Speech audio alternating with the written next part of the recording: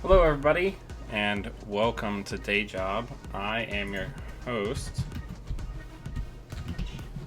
Code Marvelous, and today we are shopping for some runner decks.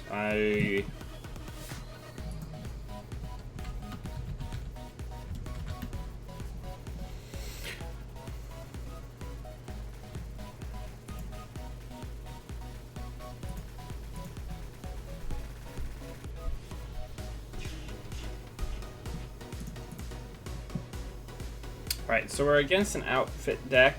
We don't have a lot of accelerant in the opening hand. We'd like to have Proco, so I think we're probably going to throw this one back and see what we can do.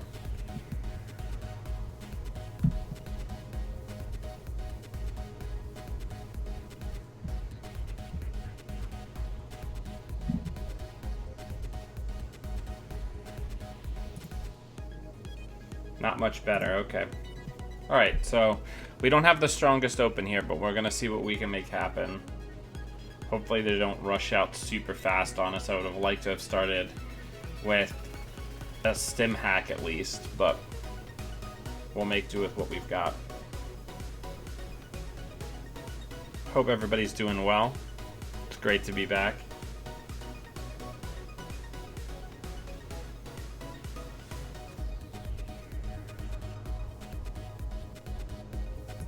Alright, let's draw. Let's get a credit. Let's put down both of these money assets and then get an SMC down.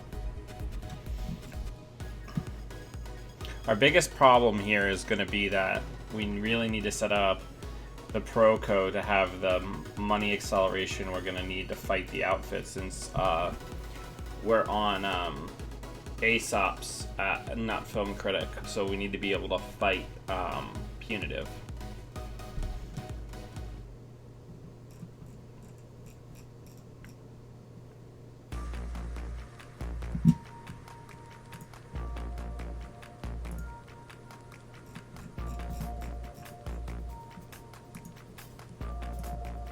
Interesting.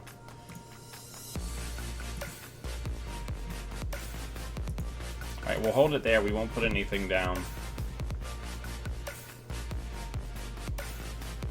If this is SDS, that's going to suck real bad. Next turn we'll draw one, see if we can draw into like a pawn shop or something else. Hunting grounds. I'm not sure that we're going to need it, so I don't want to piggyback something just for the sake of piggybacking it, you know what I mean?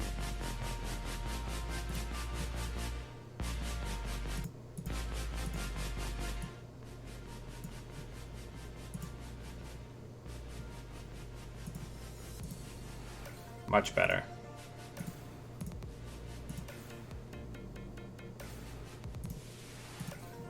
Alright. So now we got some drip going. We have the Proco. We're going to try to set up the lock. That might be an SDS. It's more likely it's just an NGO that they're keeping the money back.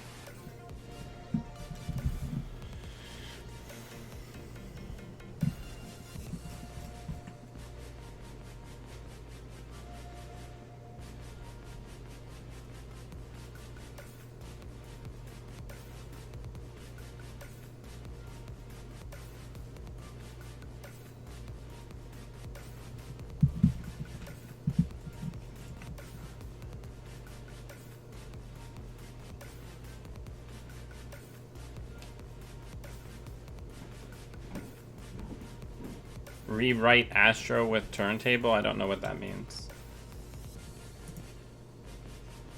Oh, no, you have to pawn it.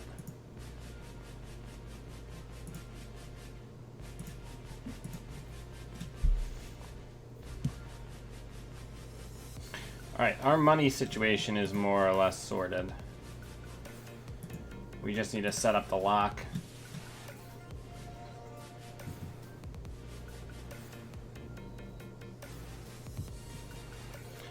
So a counterless Atlas.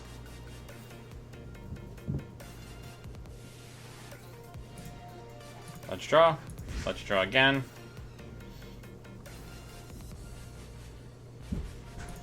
Let's put down our stuff.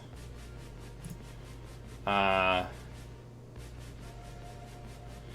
then let's just do one of these, and then in between turns, I'm gonna go get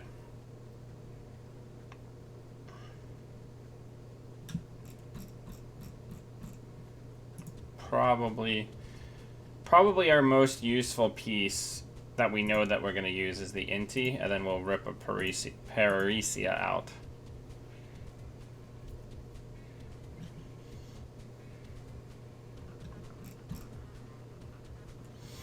One of the things that I think is truly inspired about what is done in this deck, which is the one that won one of the SoCal regionals, is that Inti is really, really good against the barriers that actually matter that people are playing, Kakugo, and border control. So Inti is all you need, and then that makes it so that the one lady really covers you for the other things. We just gotta stay on money, be careful, and watch out for snare. Right now in my choices, it's really between this and like an orb deck, basically, for my regionals play on runner side.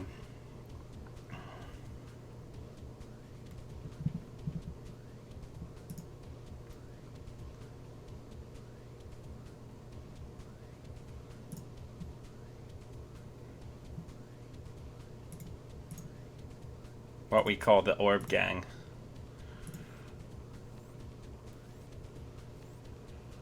How's everybody doing, by the way? How is everybody's regional seasons shaping up? Right.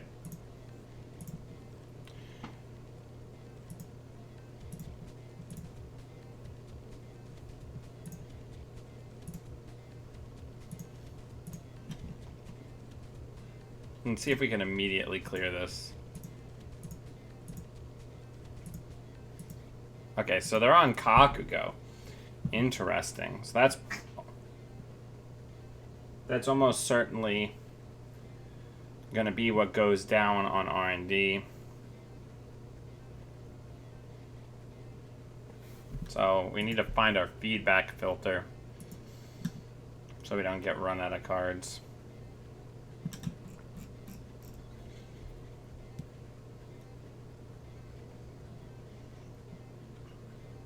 We'll also check archives, see if there's anything hiding out there.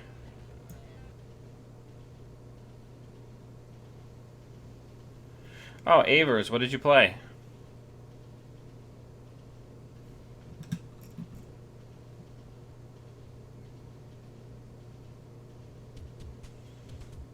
Argus is kind of a tough thing, because you, as I've mentioned before, you have a lot of power, but since that archetype is so popular, like, people know what your business is, you know? It can be tough.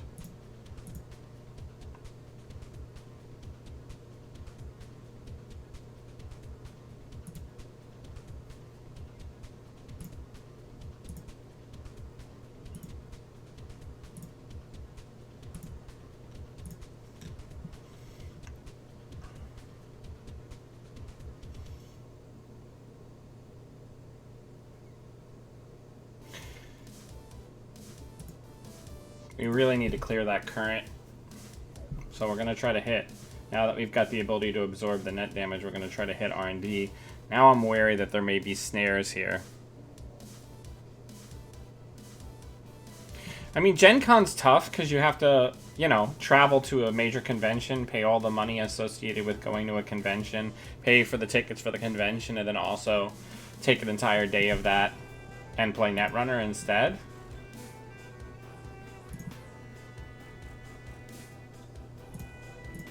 Which is one of the hardest sells for me for, like, playing a major tournament at a convention. As much as I love Netrunner.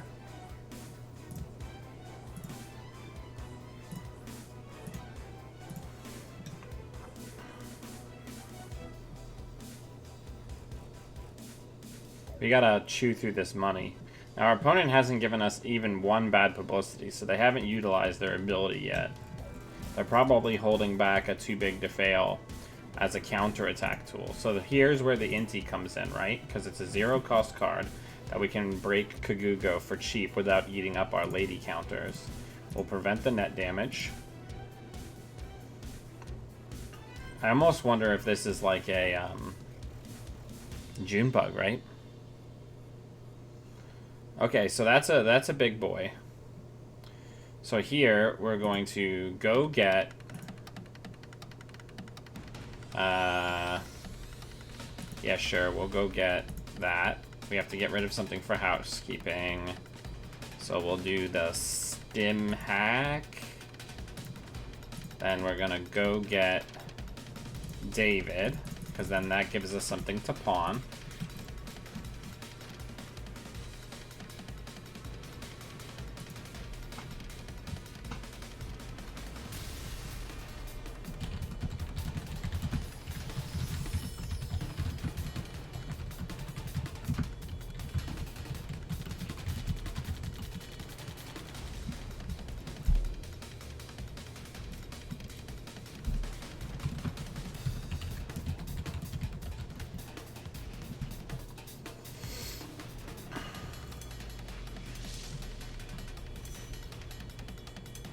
Looks like we may have a rules question here.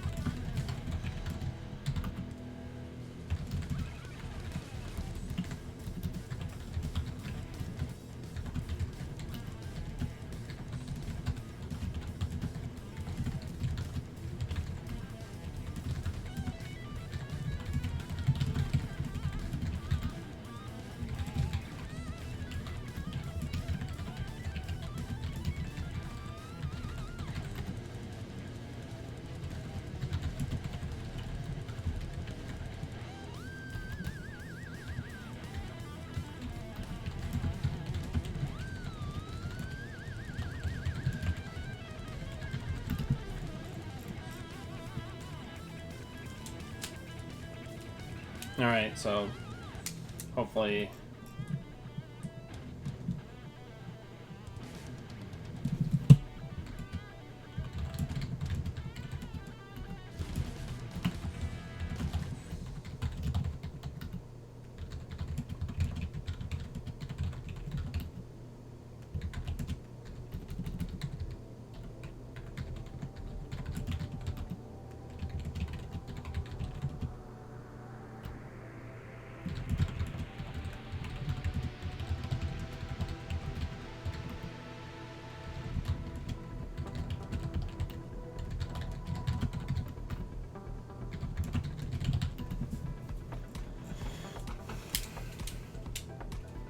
okay.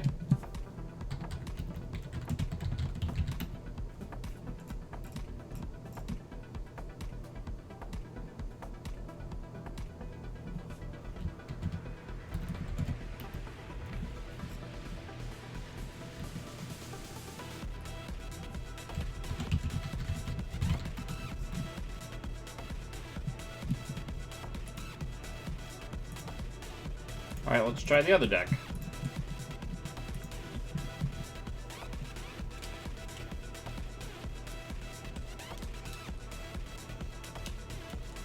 Yeah. Hey, Janktivist. Hey, Dissinger. Hey, Psalmstorm. Yeah, I mean, it's tough, right? Because, like, if you're really new to the game, and you're not super watching the log, because it's hard to follow a lot of times if you don't have a good understanding of the card pool. It's hard to follow sometimes what's happening in the log. But it's tough because, like, if you're not really paying attention to the log, like, Shaper stuff just, like, happens by magic. And then you thought that something was safe, or you res something like an archer, and then it's for nothing. But it's not, like... It's not, like, your opponent's fault that you don't know about that. Yeah, we've all been there. We've all been taken by surprise by a mechanic that we just didn't know about, right? One of the barriers to playing Netrunner is the fact that early on, a lot of shit, you learn about it like the first time you're hit with it.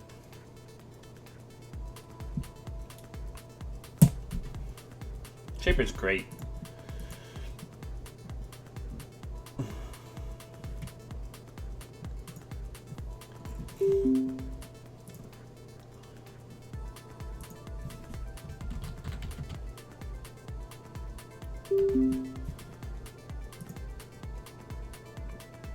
Ooh, this should be interesting. I'm almost tempted to keep this. I think we will. Now we have to... I'm not as strong against Ag Infusion as I would like. This is gonna be tough because we're gonna get click taxed, right?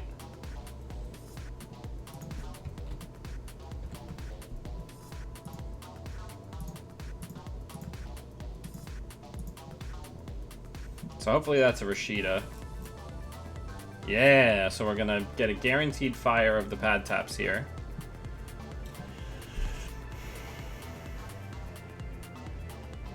Yeah, the Grambles.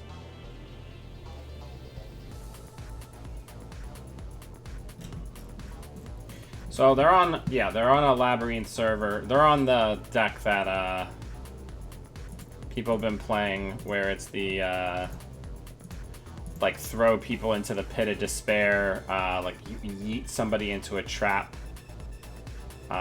with a side game bullshit.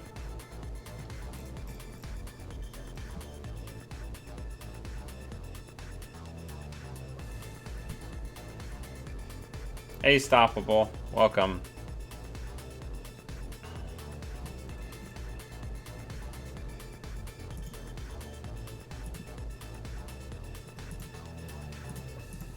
See what's over here.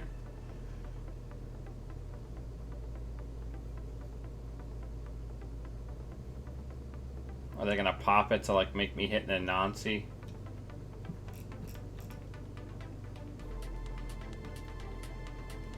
Nope, they're just gonna let me through. They want the money. Which means we're gonna get those sweet, sweet pad tap bucks.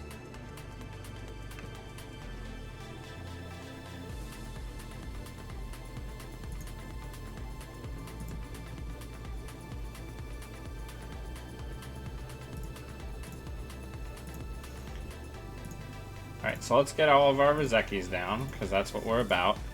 The sooner they're down, the better off everything is. And now we just need to get another memory source, so we need to find Leprechaun. Yeah, I mean, the big problem with direct access is really Ag Infusion is the only... Ag Infusion is really the only corp I can think about against which that card's actually, like, really good. Against everybody else, it seems very meh, right?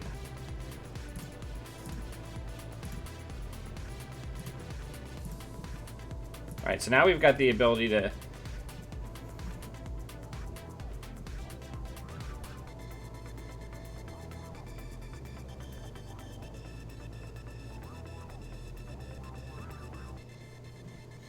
We just got to get to the point we have $1 billion, right?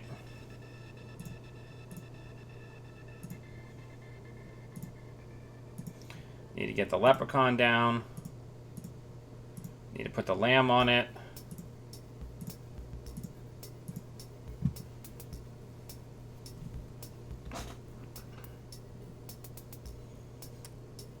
Now we're thinking with Orbeez. Oh, I don't have Scavenges in this deck. I was going to change that. We can talk about some edits in between rounds.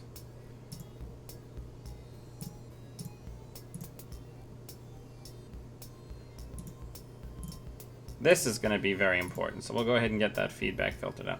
I might just lose here. I honestly haven't played much practice against this matchup, so I don't really know what to do. Let's see if we can get a res. Because we have what I would call a significant amount of money.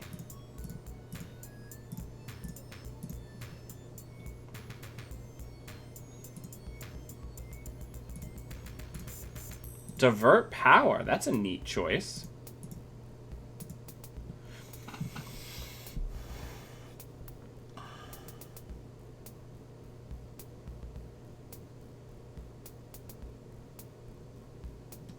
What is that? Oh, cute.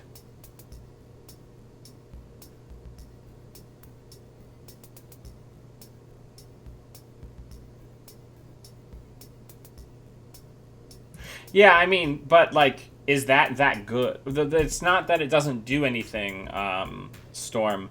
It's that interaction is not worth one influence in RP, right?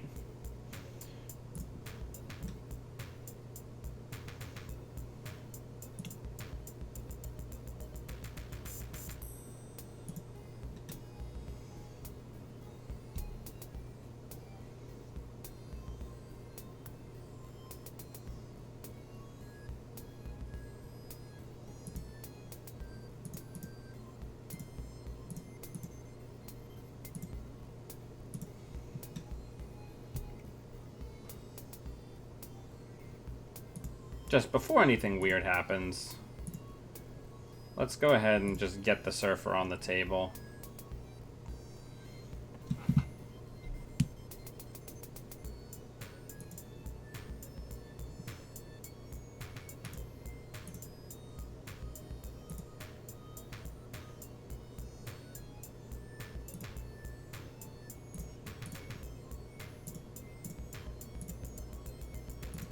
The neat thing is once something's rezzed on the outside and we can ride it down, like now I've just disabled Ag Infusion by dropping the ice, right? Because now they can only send us into unrezzed ice.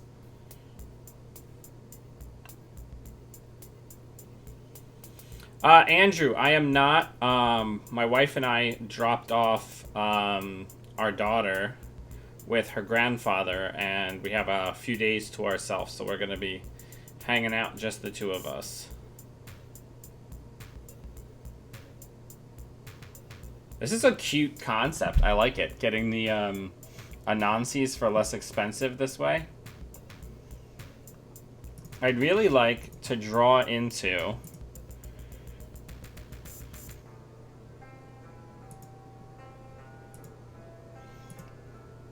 a Beth, or one of my 3 copies of Kushuk.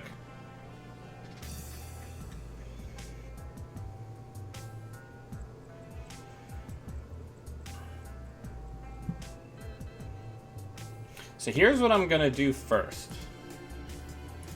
Let's run R&D.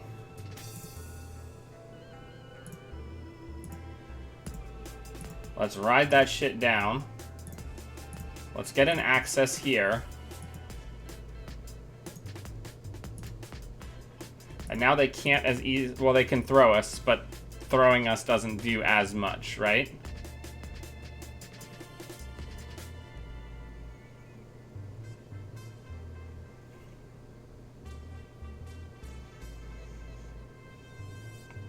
Though, I did get notification. Oh, right. Ha ha ha ha ha. I forgot that I can't use land more than once. But we'll just prevent the damage.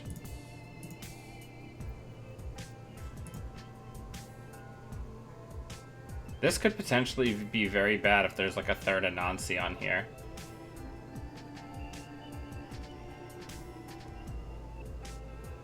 Okay, we'll jack out. Let's go in again.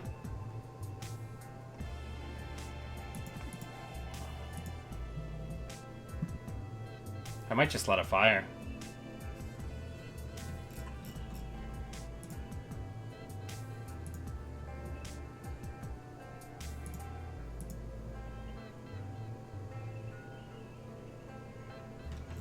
Working hard for the money. Working hard for the money. Gotta block this one in case it's an oboe. But we got it. And we ripped through a lot. Oh, perfect. Yeah, we'll get rid of signal jamming. I don't want you to have that.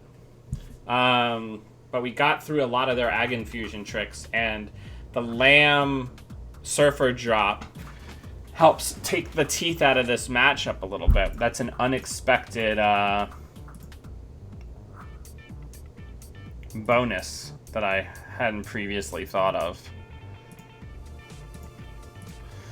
Alright, so we just need to set up a situation where we can effectively Kushoka, then we should be able to close this game. Because they're probably on all big pointers. So we're just going to keep building up. We don't have a strong incentive to break ourselves, right? We could put a second lamb down to kind of hedge our bets.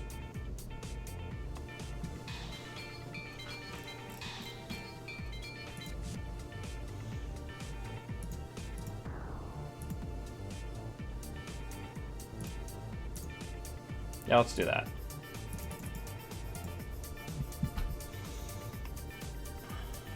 Now we got double robot hands coming out.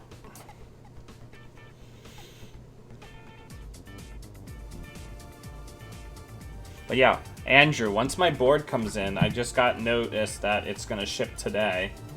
So we'll have it for my birthday shindig next Friday.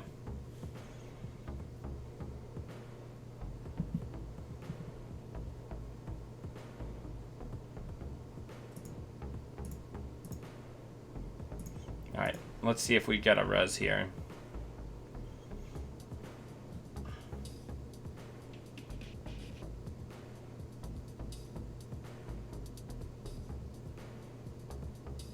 You have robot legs.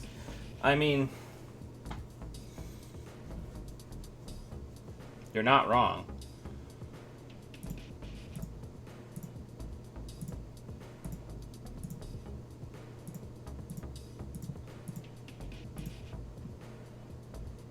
Let's see if we can just end it right here.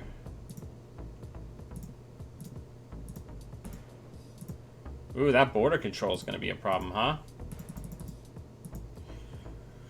If that border control goes on to R&D, we're in trouble. But then I guess they can't res it.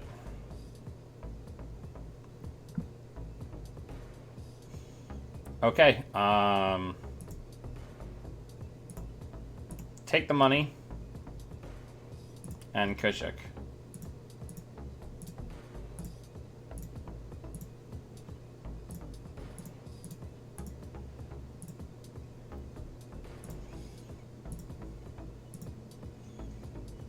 We did not hit.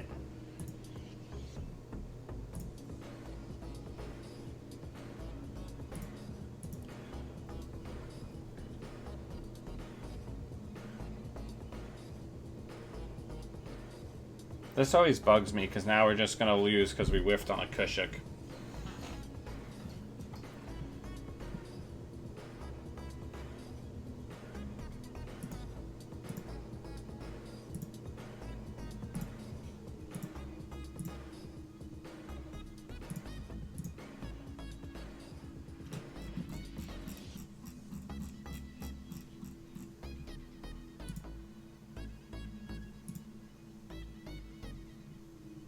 What did we hit?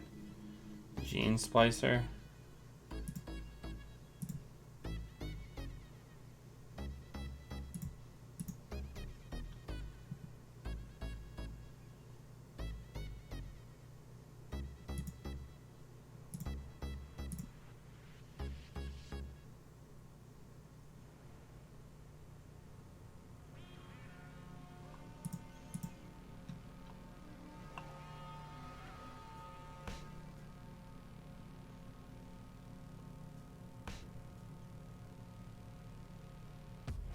So we're going to get thrown here.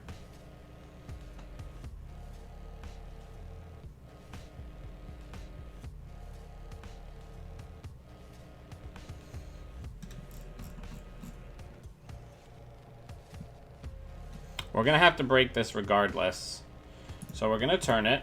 We're going to drop it.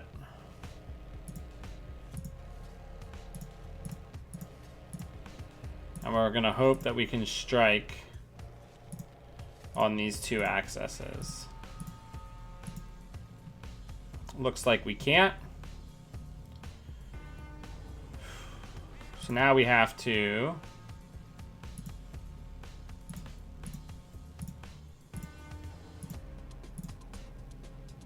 do that, and it's going to be an oboe, and we lose. Good game.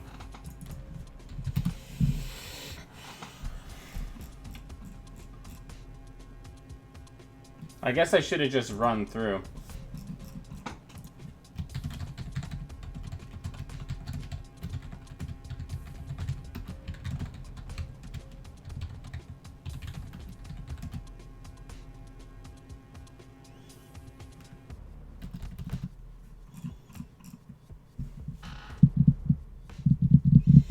Well, that was the win there. So both of these decks are strong. I was going to get some scavenges in here. I don't know. I feel like people are starting to get really wise to the Wu deck, right?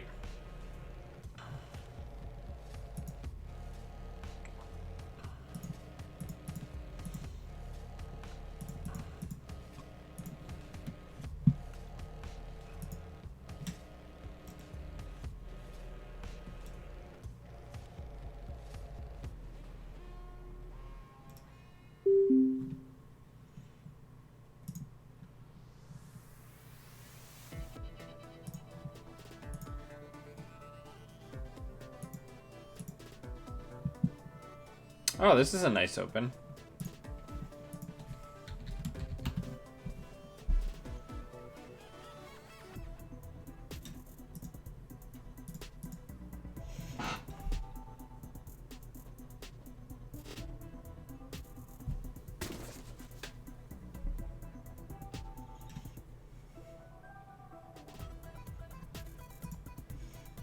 Alright, so let's gain a credit. Let's put that down and put that down. Let's click that Jean once. And also put down a cash. What a start, huh?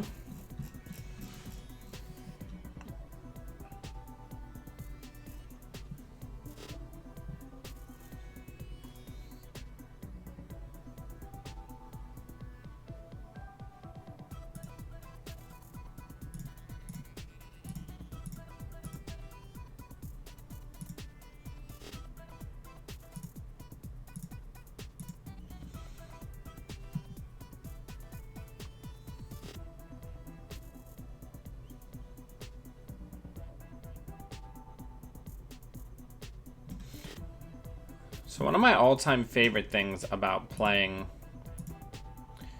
Haley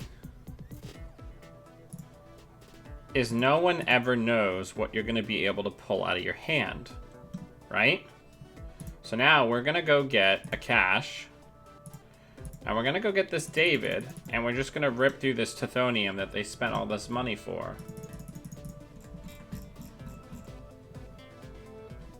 And now we have 2 pawn targets, and we're going to continue with our lives.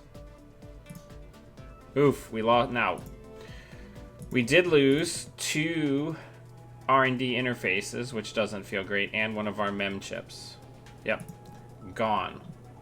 Which, they might as well be on the moon anyway, so I don't know if that was necessarily the best use.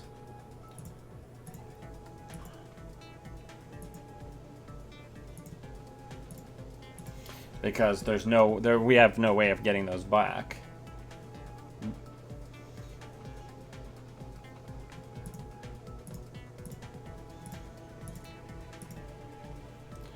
So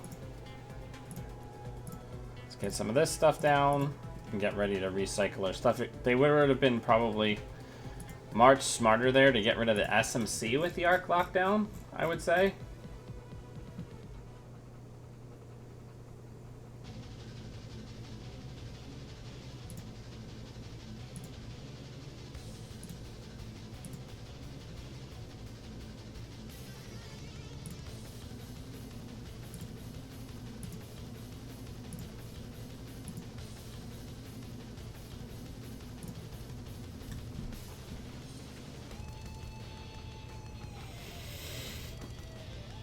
Yeah, Ooh, best defense on the SMC. Okay. So let's go ahead and draw. I want to get another program into my hand. Because we're going to go get one of the SMCs before they both get arc lockdown.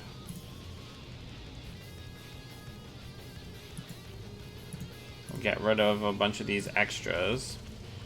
Because I have a feeling an arc lockdown's coming. Because it seems like they're on some sort of, like, rig shooter build. We need to be mindful of our remaining cards, because we may have to steal another Obokata to win the game.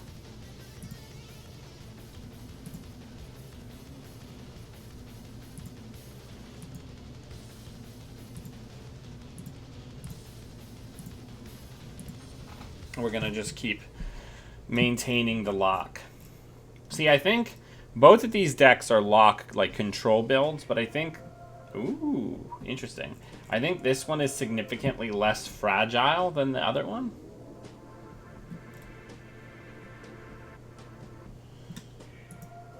You know what I mean? Okay. Let's hit R&D and see what happens. What is that? Sure, get rid of that.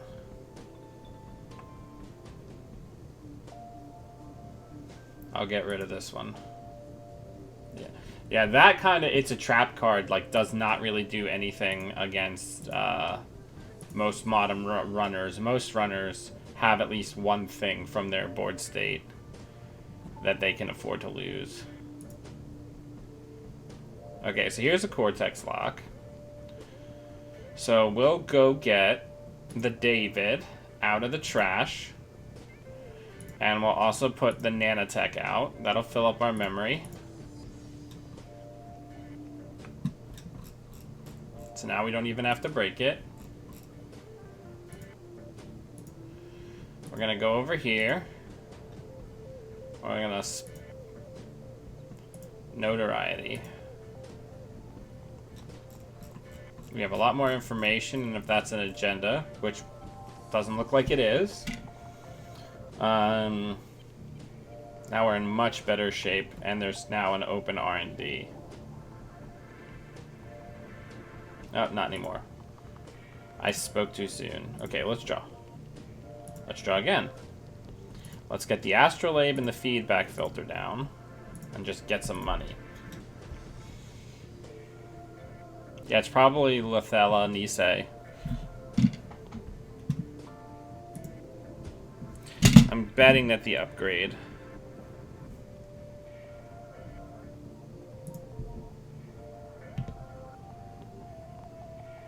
It's probably her.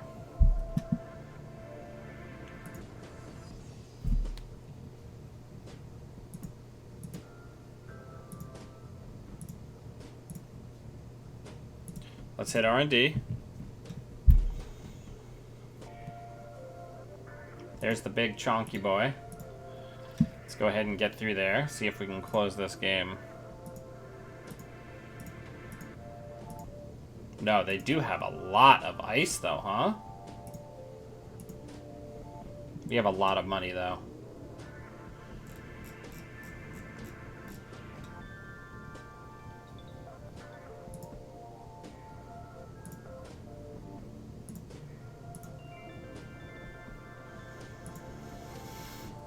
Let's hit HQ. We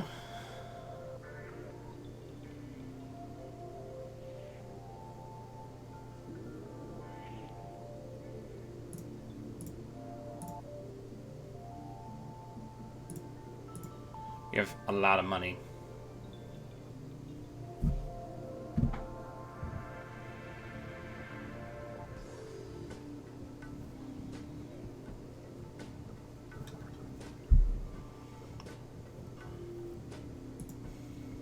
Alright, we're going to see fresh cards, so let's hit R&D.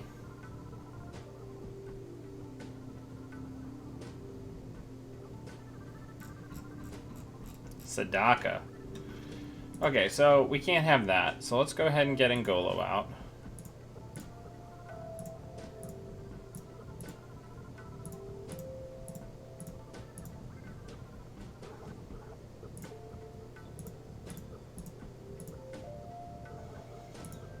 Now that was the first major inroad into our economy that we're seeing. Alright, good game.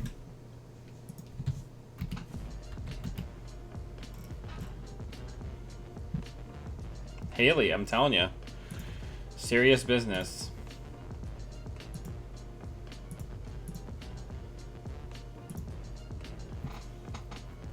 Now my other deck that I'm thinking about doing is this mining accident,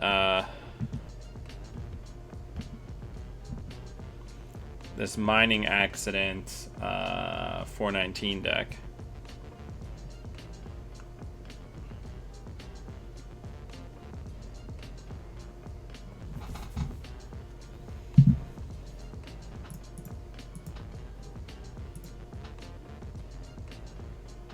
I don't know. As much as I'm very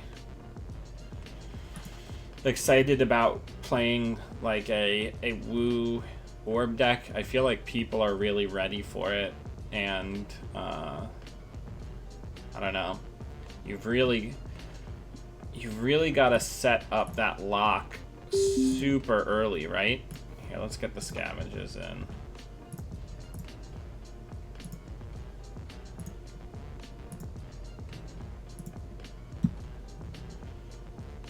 This is pretty good. We'll keep this. We've got the ability to get all 3 Rozekis down without using all 3 SMCs. That's very good. It is better. It's just runner decks are a lot more fragile. We all got addicted to a very good card that was super duper broken. So, yeah, that's a problem when that happens. Well, this actually kind of stinks because we can't use peace in our time. So I guess we'll just do one of these.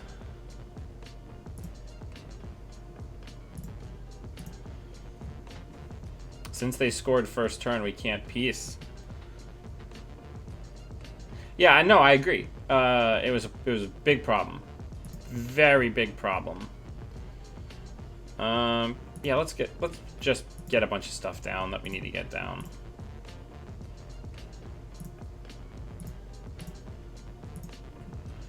Right, we're already showing 4 cards for Kushuk.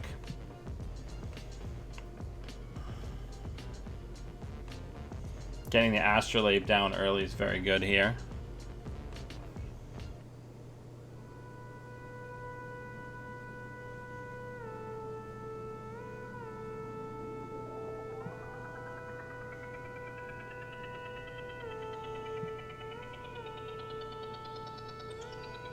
Interesting.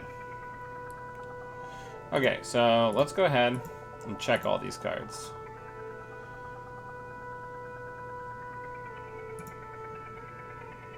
Yeah.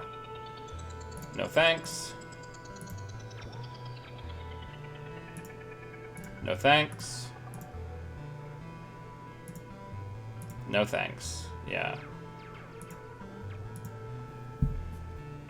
The nice thing about this deck also is once you have the pad taps, Peace in Our Time gives you 1 to 3 additional credits. Yeah. Especially Wayland players are like, no, you can't have that. That's not a card that you're allowed to have. So that click, that turn off is such a huge deal. Right, alright, so we'd like to get Clot Threat more than anything, right?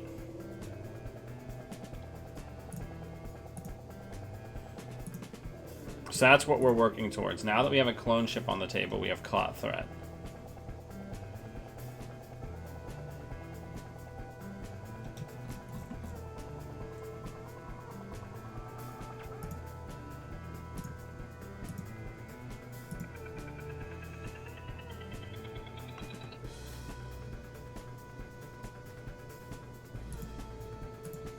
Let's see if this is an advanceable trap.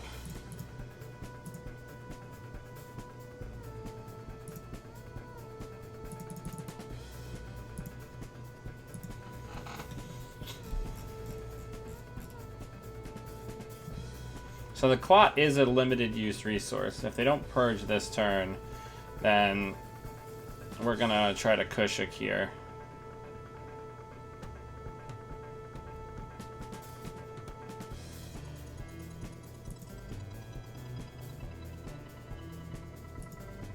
So let's Kushik real quick, see what we find. Yeah, it's trying to set up a lock. Well, I guess we'll get rid of that. Let's stim hack into server 7.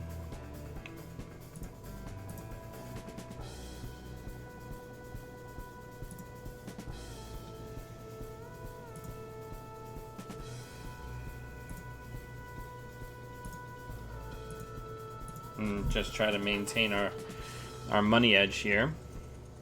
We're gonna have 5 clicks basically forever. What did they do? They purged virus counters. Perfect. That gives us room for us to breathe a little bit.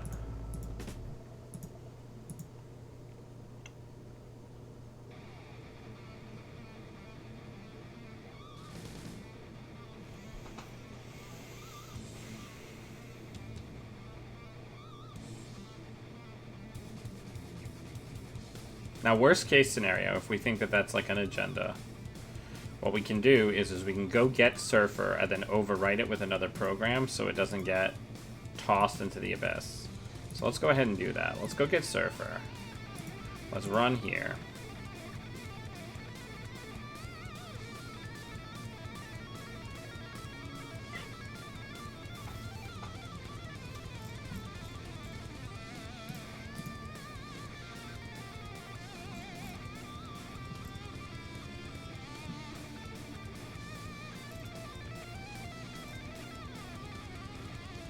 Oh, you better know that you have to sacrifice an agenda.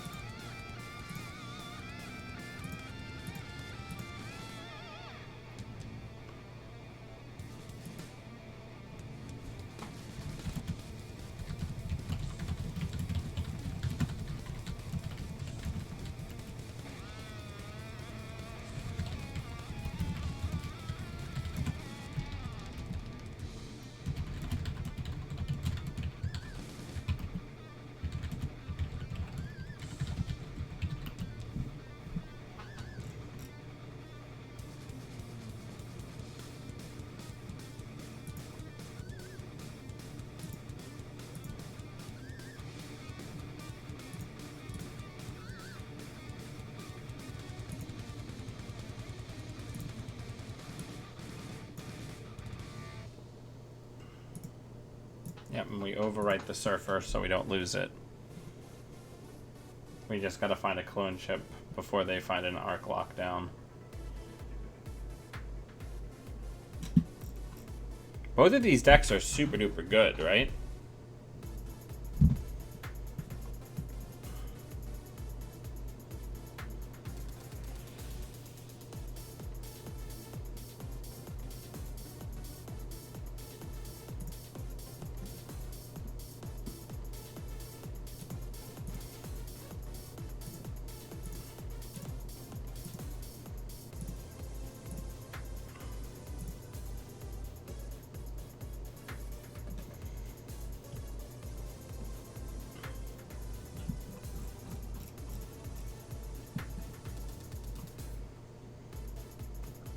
We're just on a hunt for a clone chip.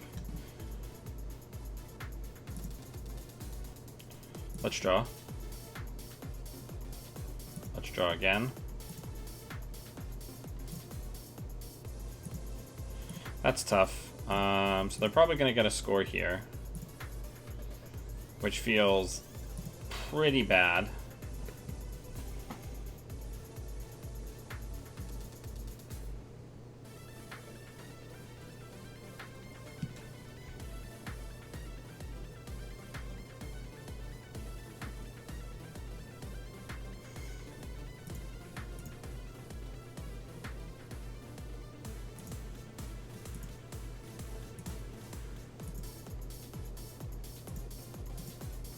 Alright.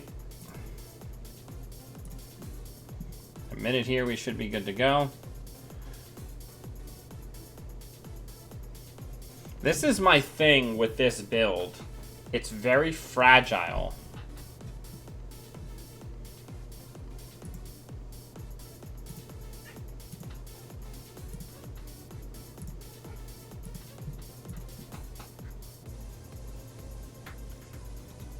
Stop.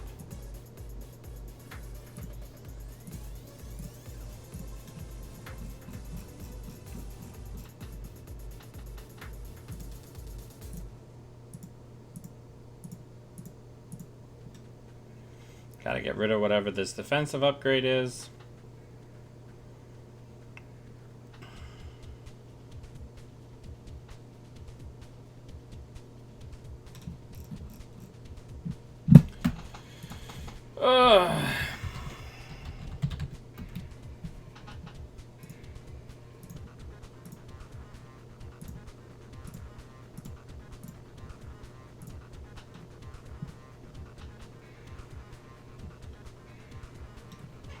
I'm gonna say 1. Water, stop. Yeah, okay.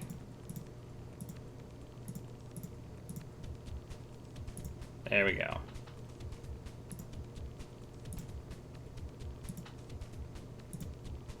Alright, and now we're ready to lock.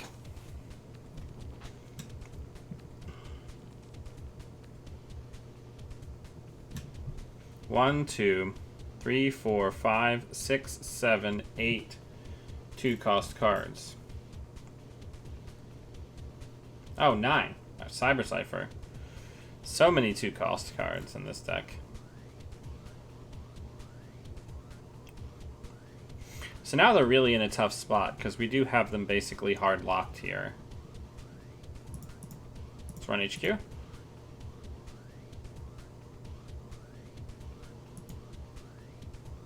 Get rid of that. Let's run HQ.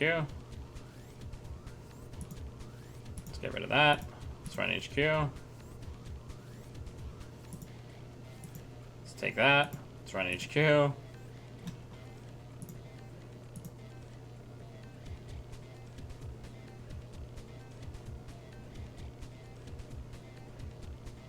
Let's see if they'll res here. If they will, it'll give us a little information and we can always look at 2 cards. So we'll break that, and then we'll look at 2 cards.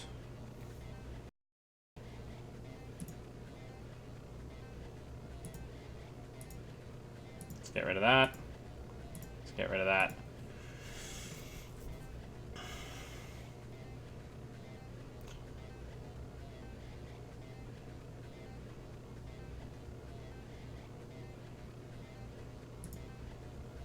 We'll get rid of Kati since we're not likely to have the time to use her.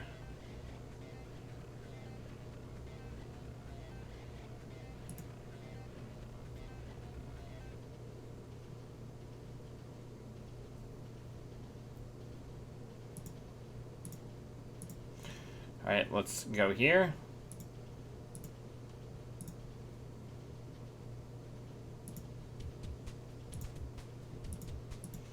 We're going to get rid of their fast advance tools.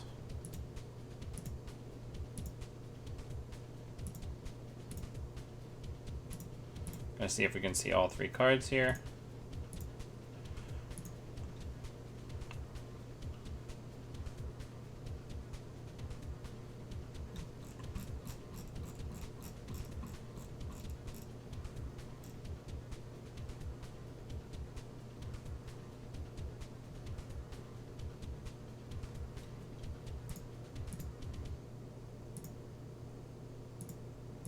Alright, let's hit R&D. Gotta force the reses, right?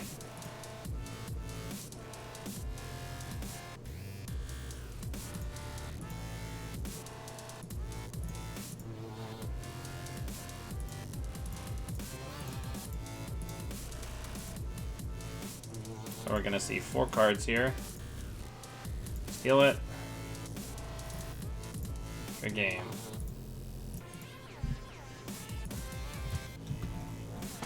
Both of these decks, they're super good.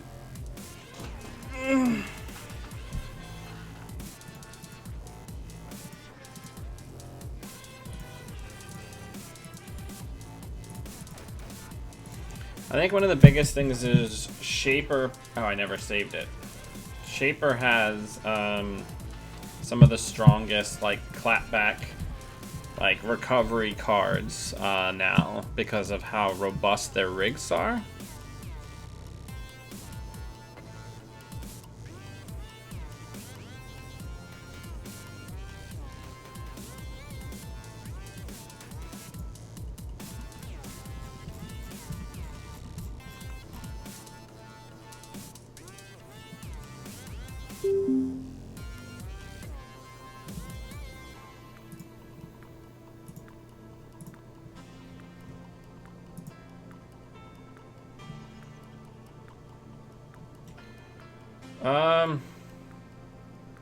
Gosh, I don't know if this is a keep or not. I don't think it is.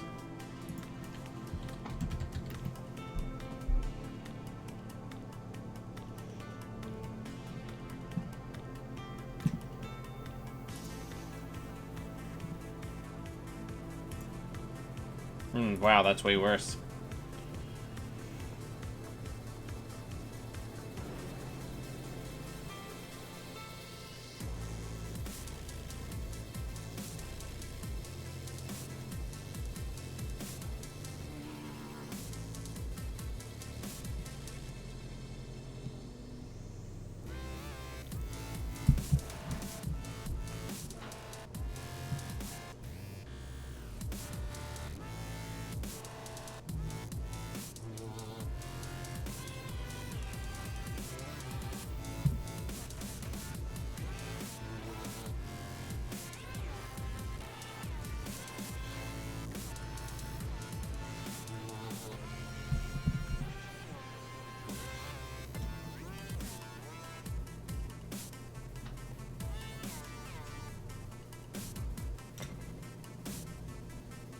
Let's draw.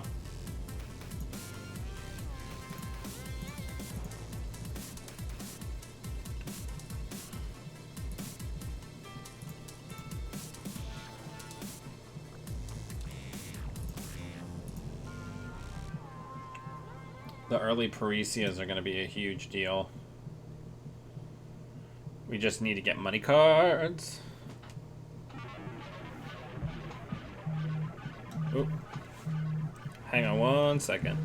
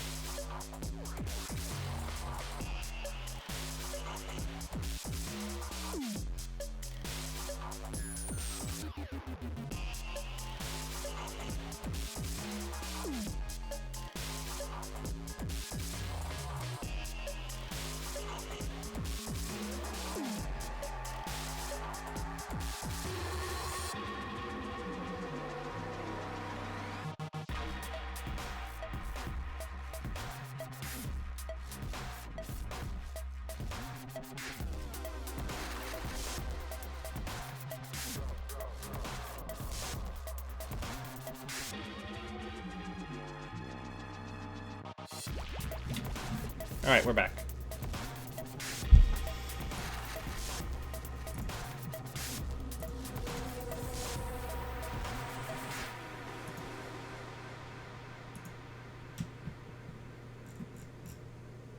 I think 1's the call.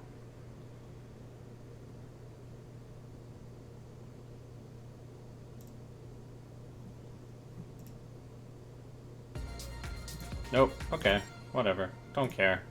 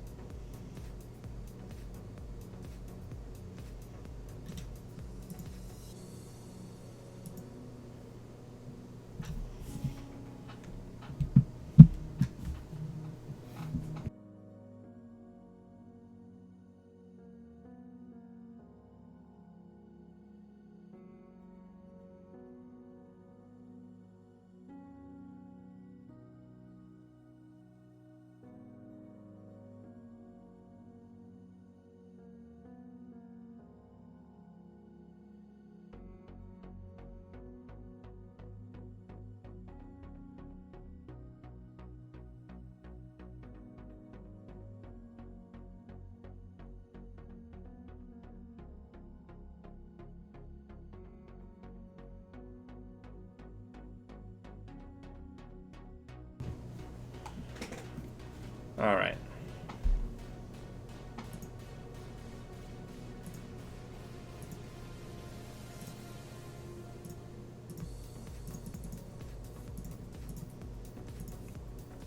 We got to be careful.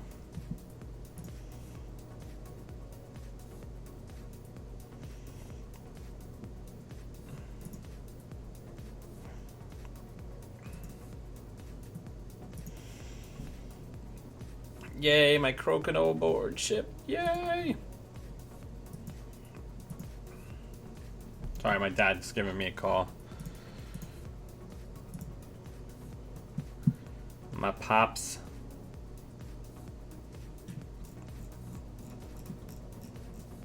So, server 3 is a psychic field. We need to remember that. The biggest thing is we need to find, get down, and be able to afford feedback filter. That's how we're going to win this game. There's also going to be a chairman hero somewhere that we should get and turn into some points.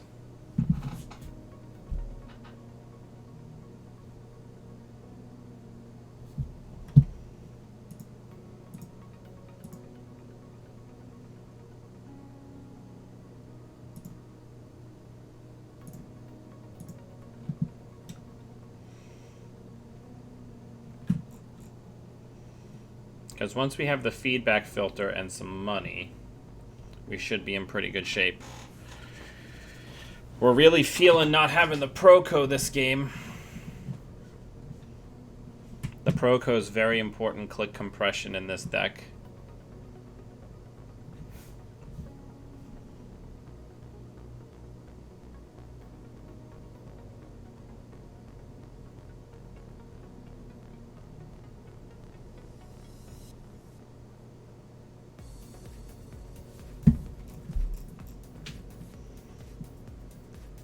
How are other people dealing with the IG matchup, and don't say rage quit?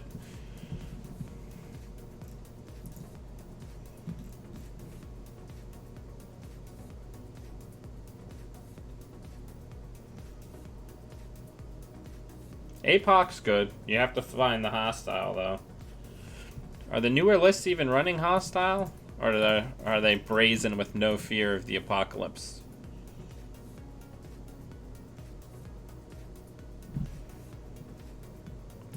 Let's look at this Skull Goblet deck. Yeah, it doesn't even look like they're running hostiles anymore, which is wild to me.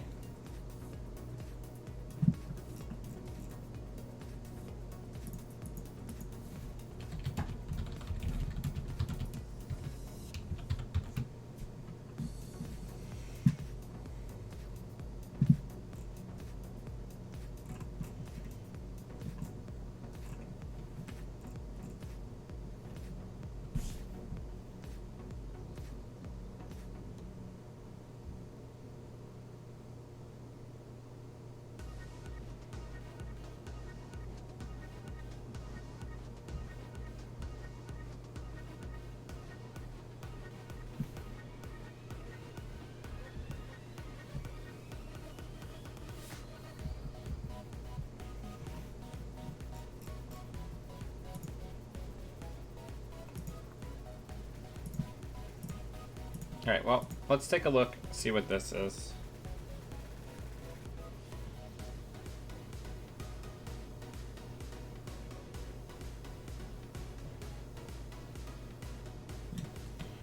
Sure, fire it.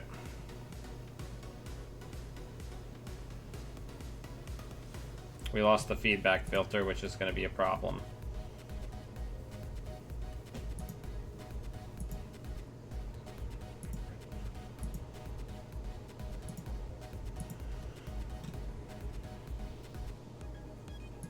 But it's not the end of the world.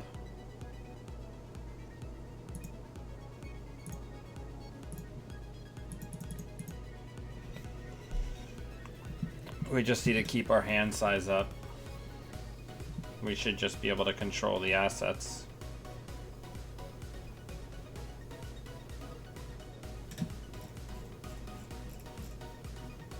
We're already 3 out of 7 points towards victory here, so I think we're in pretty good shape.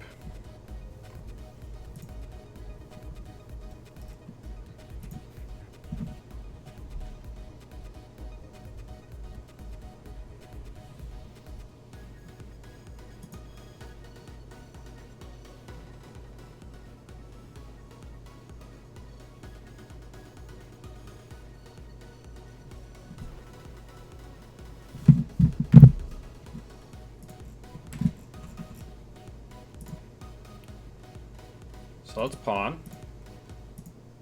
Let's draw. Let's draw. Let's hit HQ with a click remaining.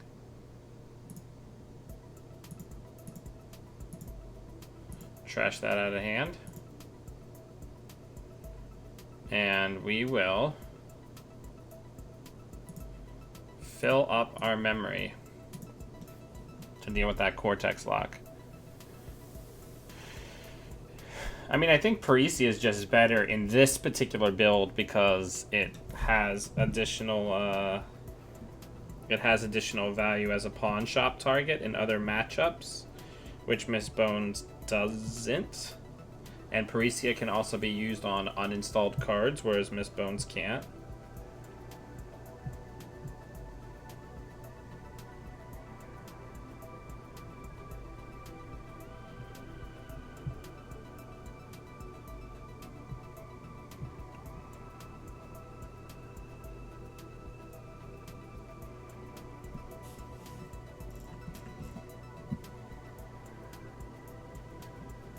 So they're going to overwrite that.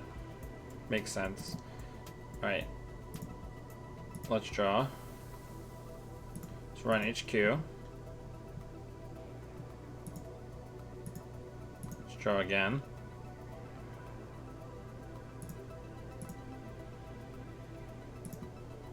Now we've got a ton of drip going.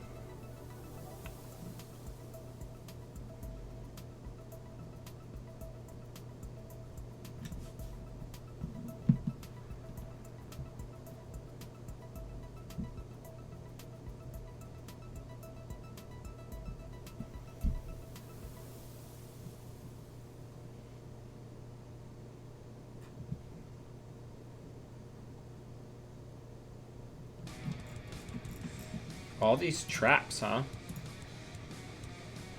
So I think we're gonna check this first. Maybe it's a psychic field. No, it's a bioethics, but we're still gonna trash it because it only costs us 1 real credit.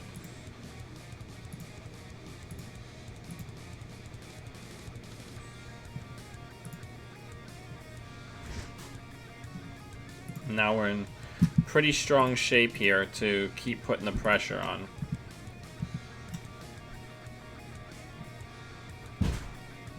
These Parisias are a huge deal.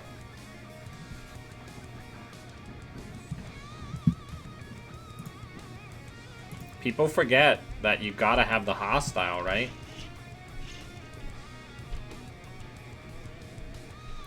Otherwise, I'm just gonna control your shit.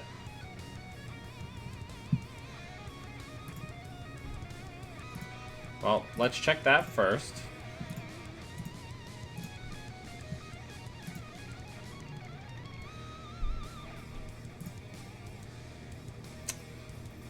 One.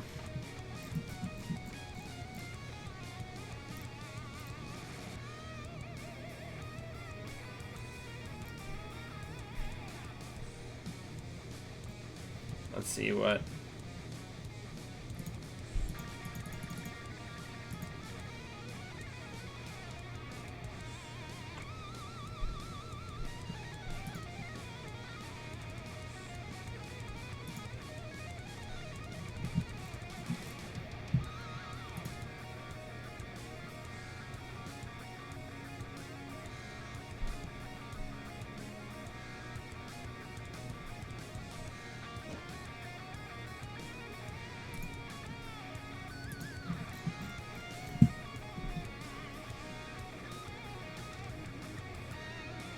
We still got a lot of hit points left.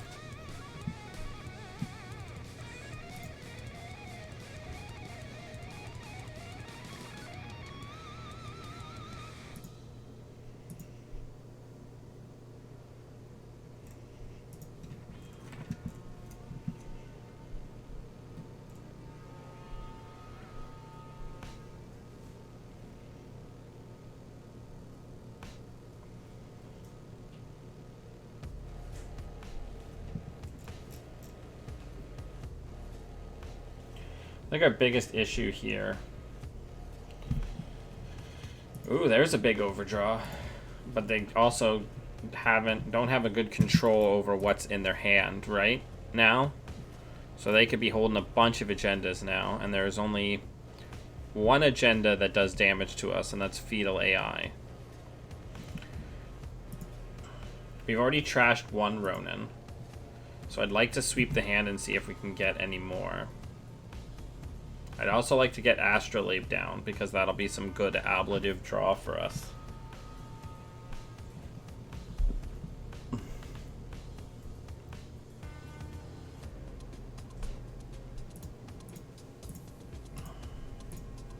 So let's draw once. Let's hit HQ.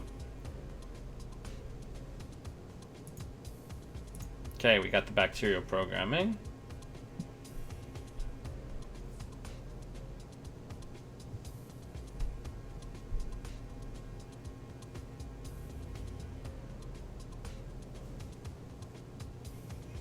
So now, especially since we know that the Ronins aren't down and like a lot of the other tools are down, they're going to need to make at least one more server, which makes the Astrolabe decent for us.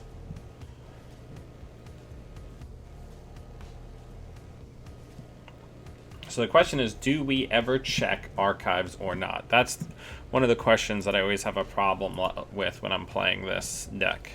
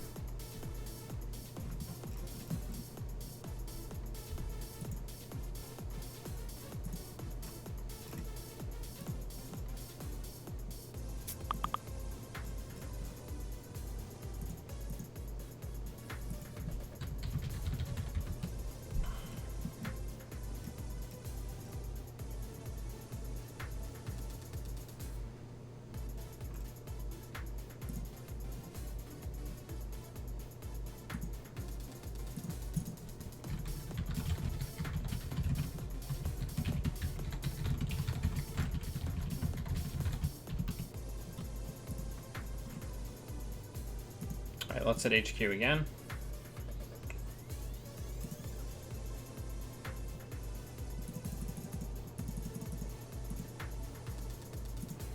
Let's hit HQ again.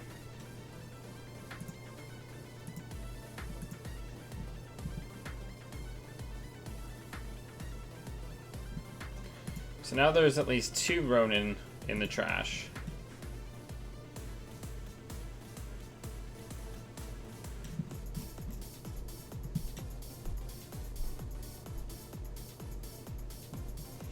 How many preemptives does this deck run? Skull Goblet runs 3 genotypings, so 3 of the red one.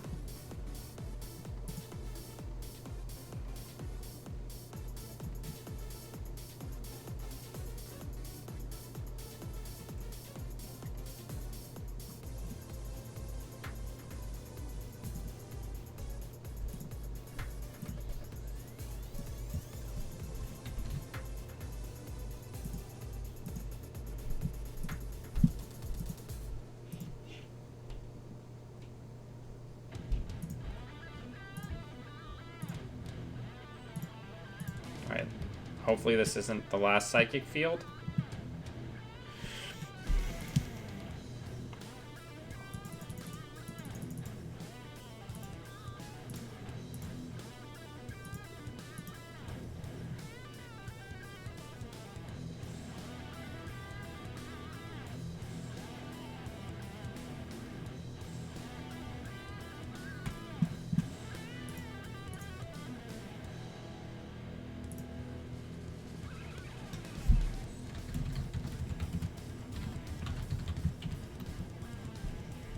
Okay, was that an overwrite?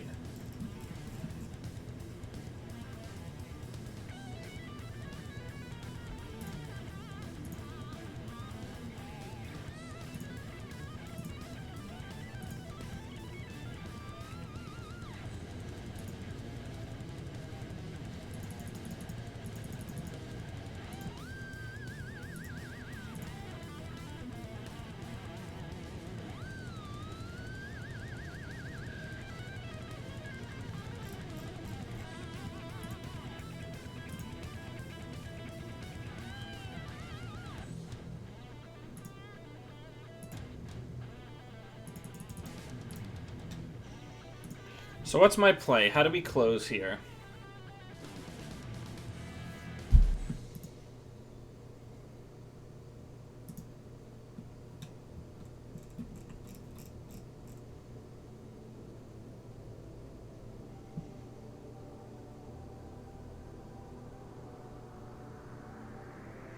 Do I try to check archives and see what I find?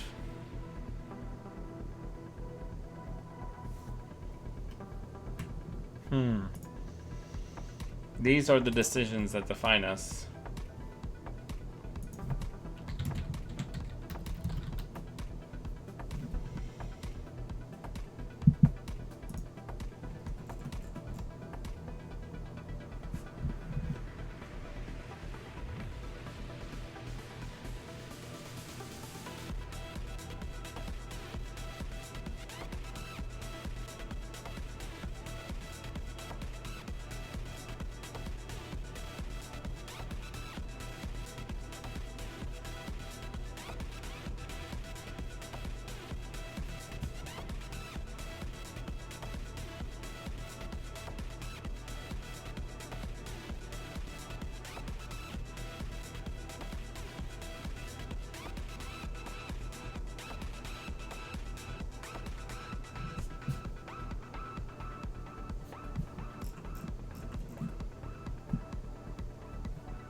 What do we think?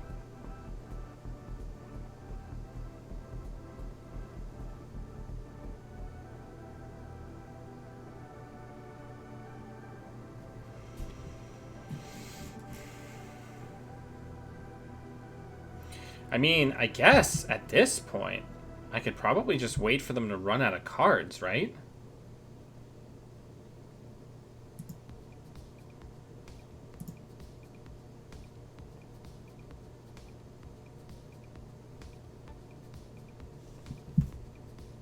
What's the play, do we think?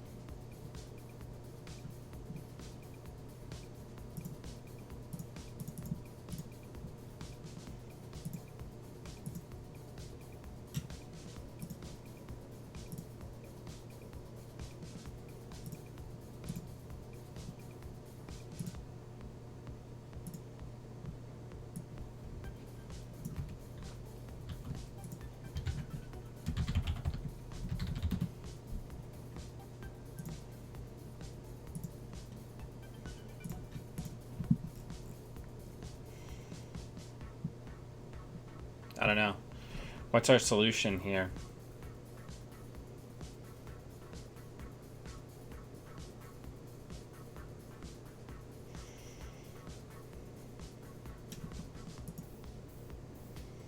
There has to be an agenda in that archives, right?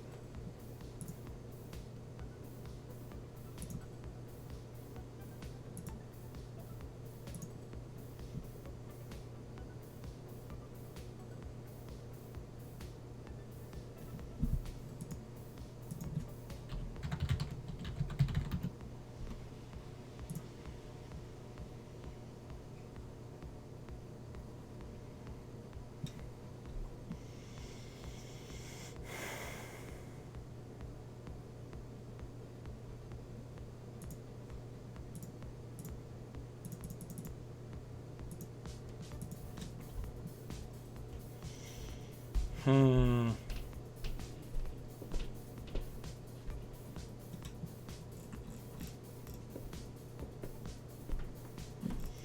big problem that they're going to have now is now they're going to be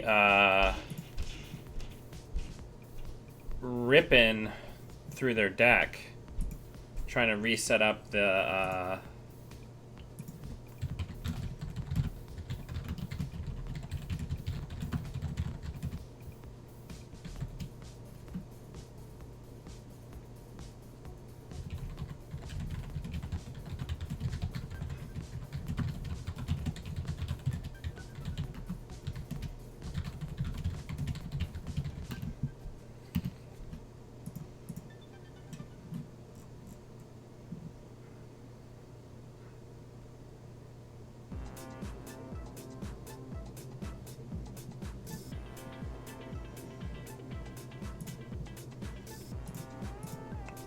Hey, Pink Warrior, it's going.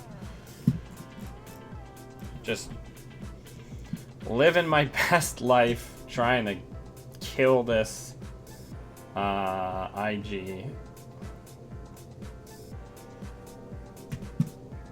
I'm gonna be having a guest on in a minute here, my friend Ollie. He's coming back to the game, so we're gonna work through it.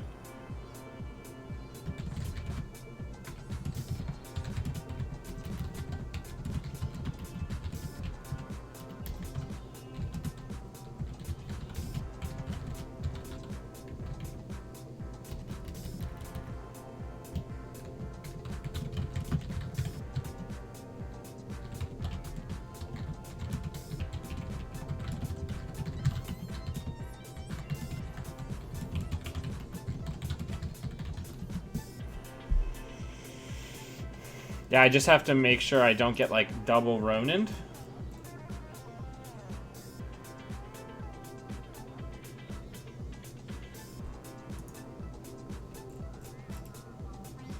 Oh, went back in. No Ronins went back in. Okay, I'm pretty sure.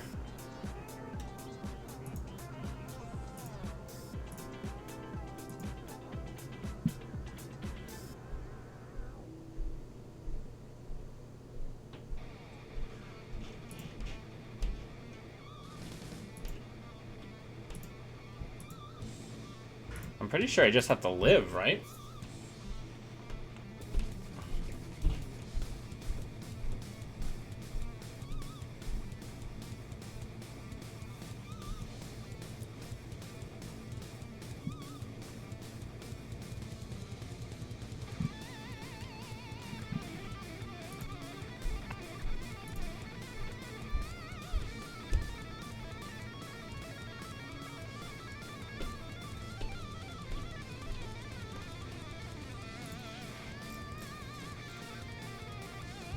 Yeah, I mean, they're going to be able to genotype, but to what end, right?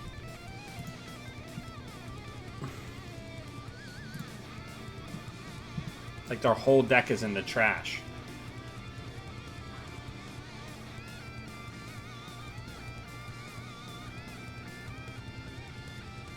And if push comes to shove as a last-ditch effort, I can just stim hack into archives and find the agendas that are almost, like, certainly there, right? There's no oboes in this build, I don't think. It's bacterials and future perfects. So if there's even one other bacterial floating around somewhere I can access it, they just lose. And we're not even to that point yet where we're getting pressured at all.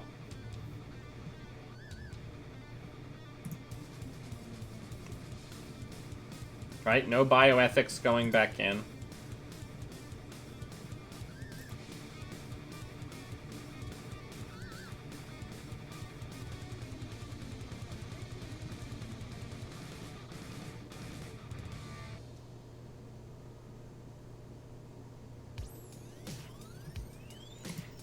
Here, we're gonna pawn this. Alright, what's the ice in this deck? Crick, Vanilla, and Cortex Lock. Let's just run R&D. Perfect. doesn't even cost us any money. Let's just see if we win off of 2 cards off the top. Psychic Field, Bacterial Programming. Good game.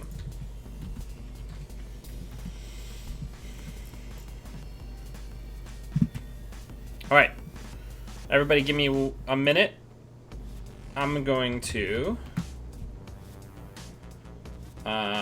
bring my friend Ollie on, and I'm going to just be silent for a minute here, okay? One moment.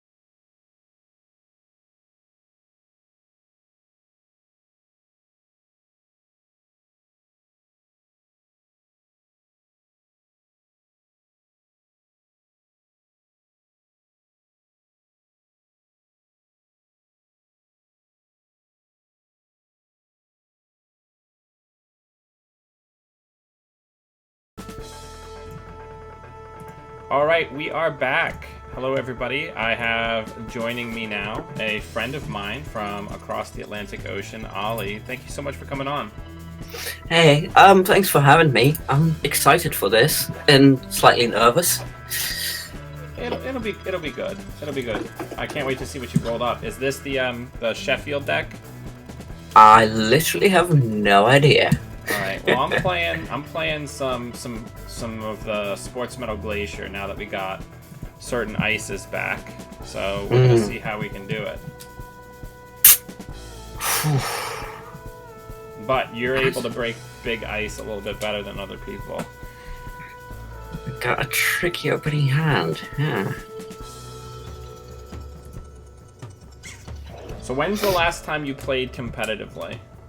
Christ. I think I briefly came out of retirement for the last charity gift. Okay. But I basically just played a bunch of random decks for fun. But before that, last time I played was probably Euros before last, I want to say. Wow. So, yeah, hot minute. Yeah, I think before Kitara came out. Alright. So let's see. Okay, I guess. Put that there. And, let's do that. So, just so you know, I don't know a bunch of cards, so I'm going to be squinting awkwardly at them for a while. Okay. Let me think if I can. Is this smoke off the first page of Netrunner DB? Yeah, I think so. Yeah. So, there's some really good cards that are available now for Smoke, not the least of which being her little fox friend, Trickster Taka, and Stargate. That threw me for a loop when I tried practicing against Sam yesterday. Yeah, so I think the big thing is all shapers are on some form of like inevitability plan, right? Where it's trying to set up a board state where your access win is inevitable, and then the smoke deck does it via Stargate. So you're just pitching either ice or an agenda into the trash every turn once you get set up.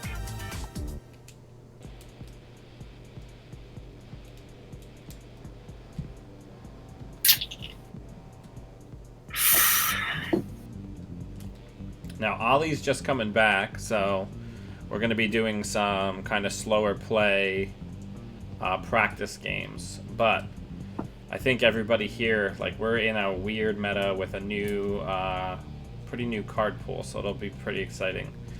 I guess the real question is, while I have you here, Ollie, how excited or not excited are you for the possibility of Magical Girl Shaper?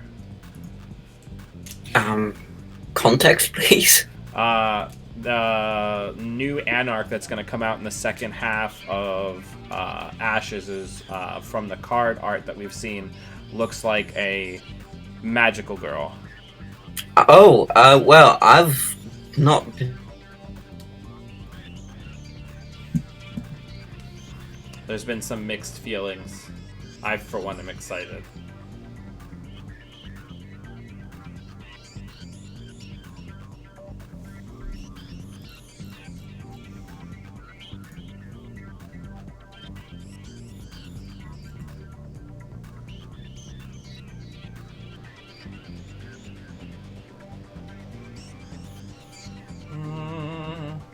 Draw 2 cards.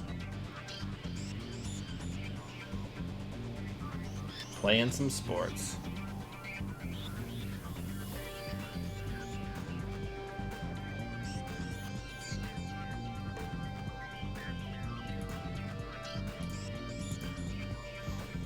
Okay, let's put that one out.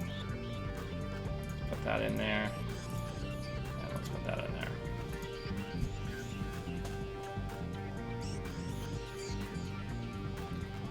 Now, one of the toughest things as Smoke, I find, is if you're on the Switchblade plan, you have to be able to get access to 2 sources of stealth, which means you either need like a Netmarker or Taka or Cloak, to be able to effectively face check.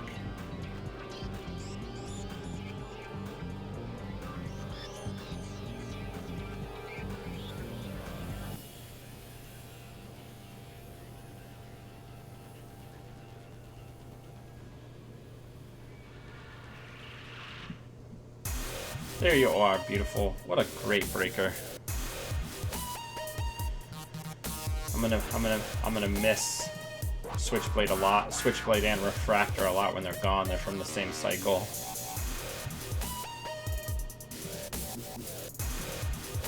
Now, do you know about border control? Did I lose you? Oh, you froze. Oops.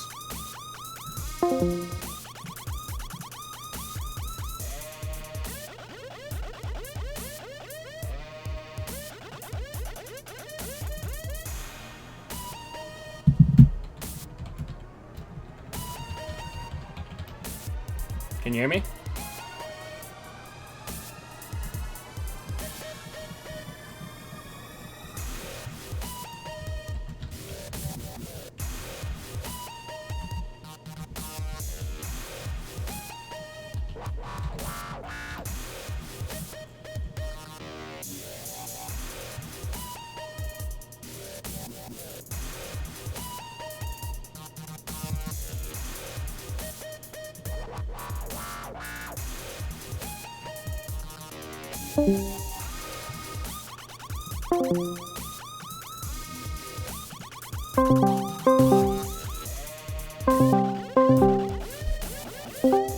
Can you hear me?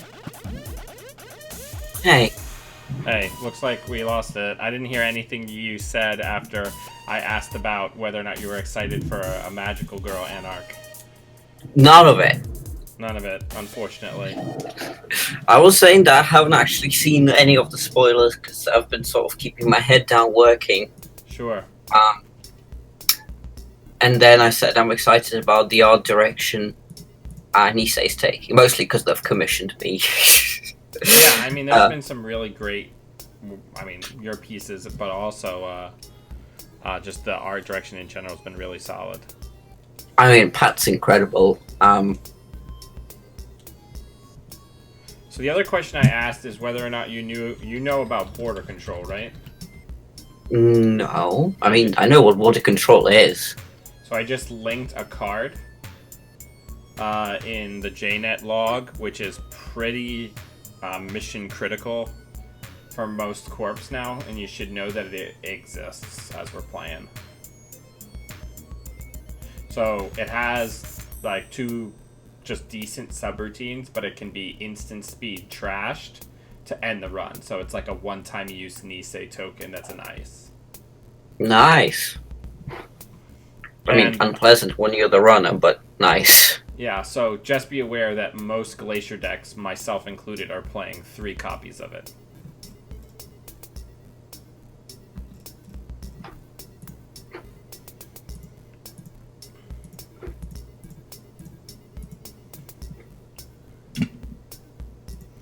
So when you were still playing, what was your faction that you enjoyed playing the most, or your runner that you enjoyed playing the most? I think I mostly stopped playing after Andromeda rotated, if I'm honest. She was my home girl. Well, she was certainly pretty good. Now she's on like an island somewhere. Probably enjoying herself, yeah. Spent a while playing Sync just before Sync became untenable. I don't even know that it necessarily became untenable. It's just that Asmari has the same deck construction benefit, but with an ability that always pays off. Asmari is the 40 card NBN that you name a card type, and if the runner plays that card type, you get 2 credits. Yeah, we'll res. Oh boy.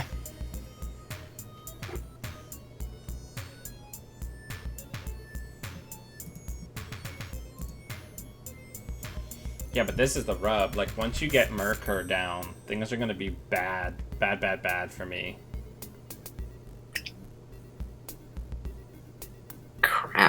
don't remember what. Would like to know if you are the Ollie that created the I've Had Worses. No, I'm afraid not.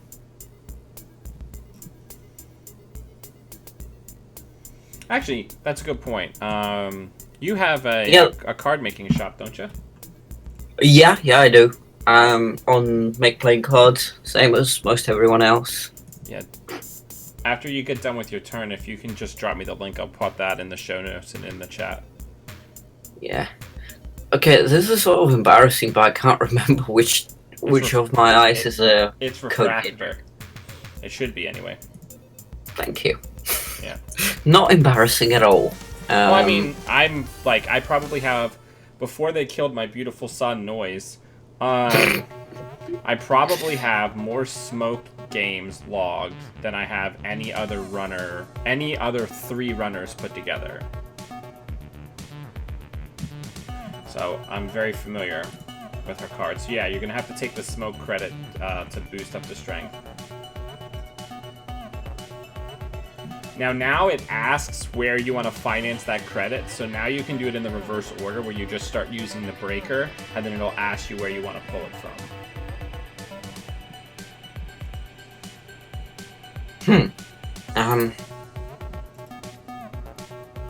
Right, so...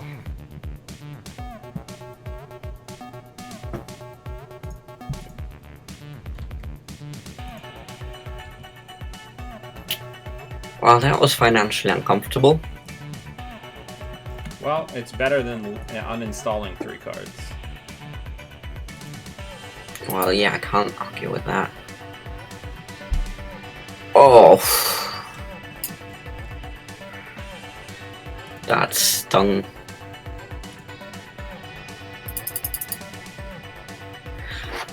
Oh yeah, NPC link. Hold up. Yep, take your time.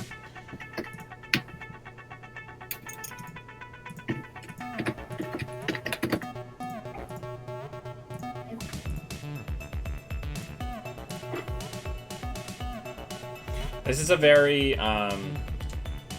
this purple deck I'm playing is not my usual, like, let me try to put as many, like, magic tricks in a bag as I can. This is, just very straight up and down, money and ice, you know what I mean? Yeah.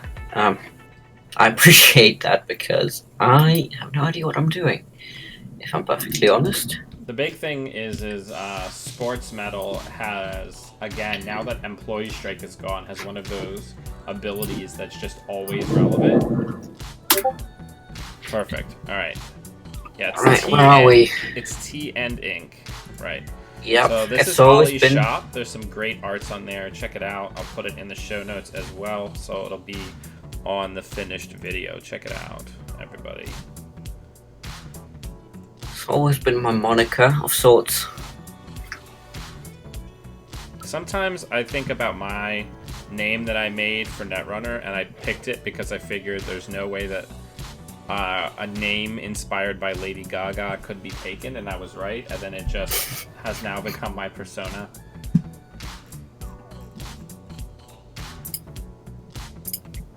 Nice. I think mine literally came from the fact that when I was doing my undergrad, all I was doing is drinking copious amounts of tea and drawing everything with ink. Yeah. No fancy backstory. Yeah. I remember when I was doing my graduate work, we just had this crappy coffee maker, one of those ones with from like the 90s with the little red toggle switches like used to be on power strips. That was like the thing was all stained, and then we would just chain smoke in our office while working on our dissertations.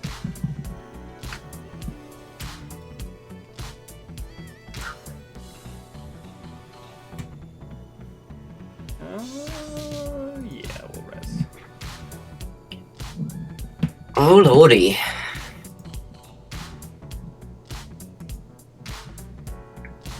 Right.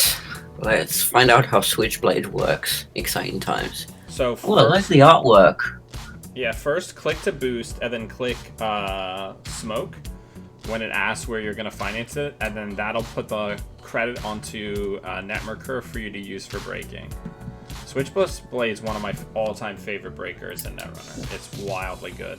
And you're going to say that you're going to put the credit so that you have the second credit, and then when you go to brake, you'll click on Netmarker.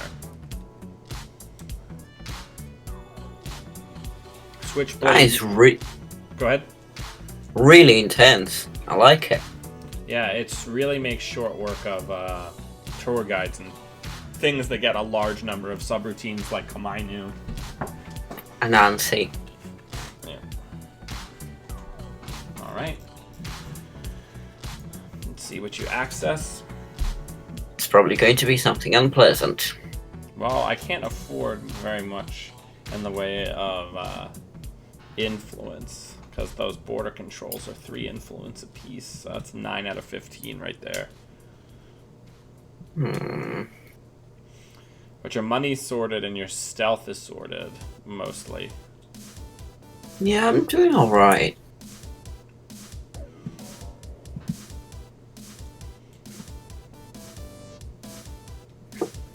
I've never really used to play sort of rig build, so this is all pretty new to me.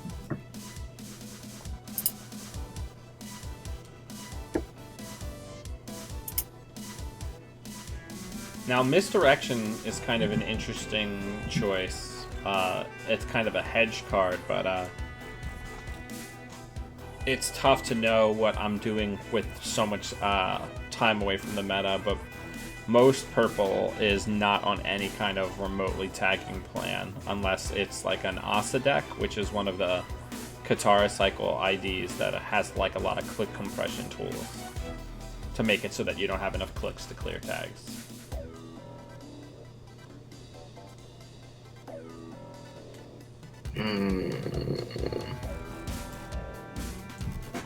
Wow, I'm getting ambitious here. Neat.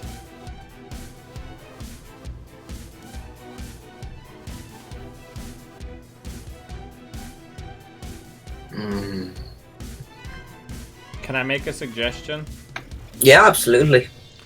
I would say for the Ottman, you can already break 2 of the ice types that are in play that are visible, so you don't know what strength you need Ottman at. And having Ottman at 5 only saves you 1 credit versus Fairchild 3.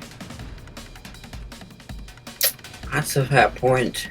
So the neat thing that they've added to JNet while you've been gone is that you can just type /undo-click, and it just completely undoes your last action and fixes all the bookkeeping. That's really exciting. I remember when you had to drag everything by hand. It was pretty agonizing. Yeah. Do you mind if I take it back? No, yeah, go for it. Yeah, so you just do one of those, but obviously without the type in front of it. Thanks, I figured. Right.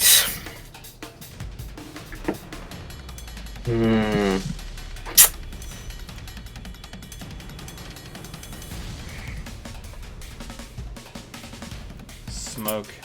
I wish I could go back. I found she's gotten a little bit more powerful recently, but it's tough for me to play her after moving to all these lock builds that I've been playing. I find I'm not as good as I once was as playing her like style of deck.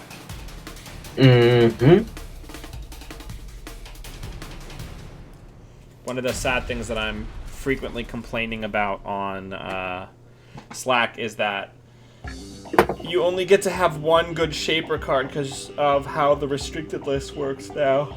So you can't run the smoke like you used to, where you'd have Film Critic and maybe 1 Levy, so you have hit points against Jinteki and stuff like that. You get one or the other.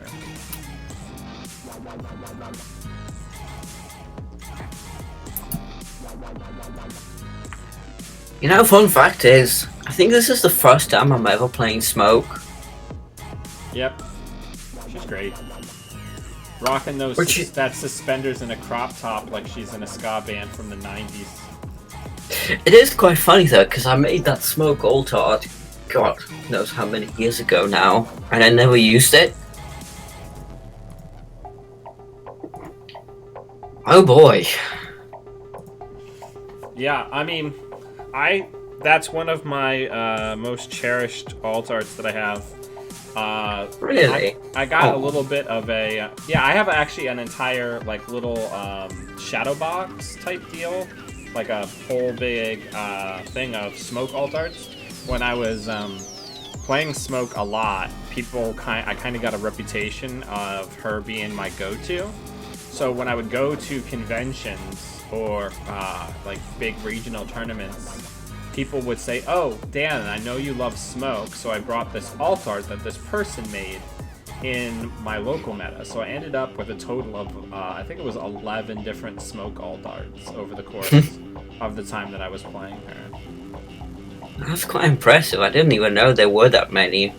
A lot of people make really kind of like small ones for the local tournaments. Like I have a couple ones that are the like the resin where the people mod the cards and then pour the resin on top of it, kind of like Lila Ray would do with her click trackers.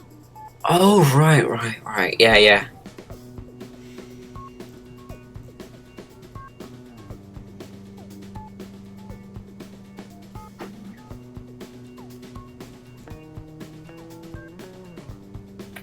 I really hope I didn't just bungle the whole thing. Oh, let's see.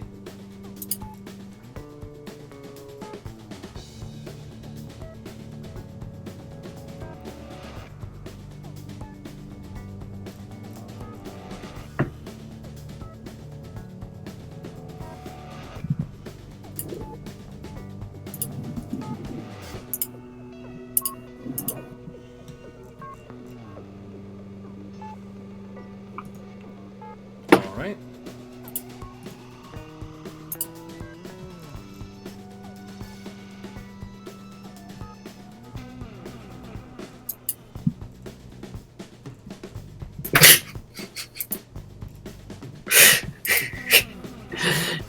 Possibly the worst run in the history of runs. It could be worse. It could have been one or more snares.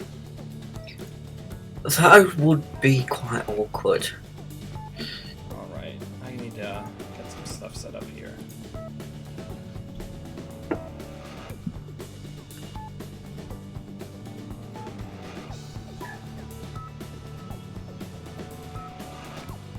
I love SSL endorsement, the agenda that I just scored.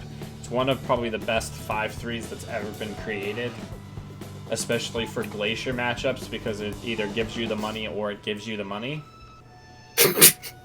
And a lot of times that clickless, tempo-less money is the difference between being able to set up effectively as a Glacier and not. Hey Lori, welcome to the stream. I'm hanging out with my friend Ollie from the United Kingdom, and we're reintroducing the game with some decks pulled off of the front page of Netrunner DB. Here comes the snare. Yeah.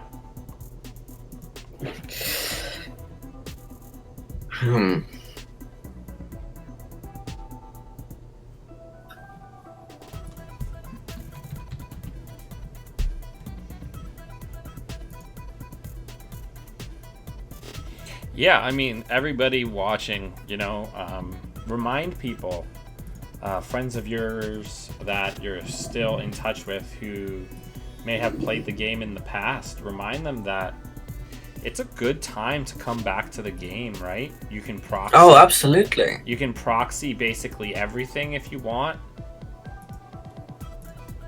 Yeah, let's just do that. Let's make the little U. And the barrier of entry's never been lower to get back into Netrunner.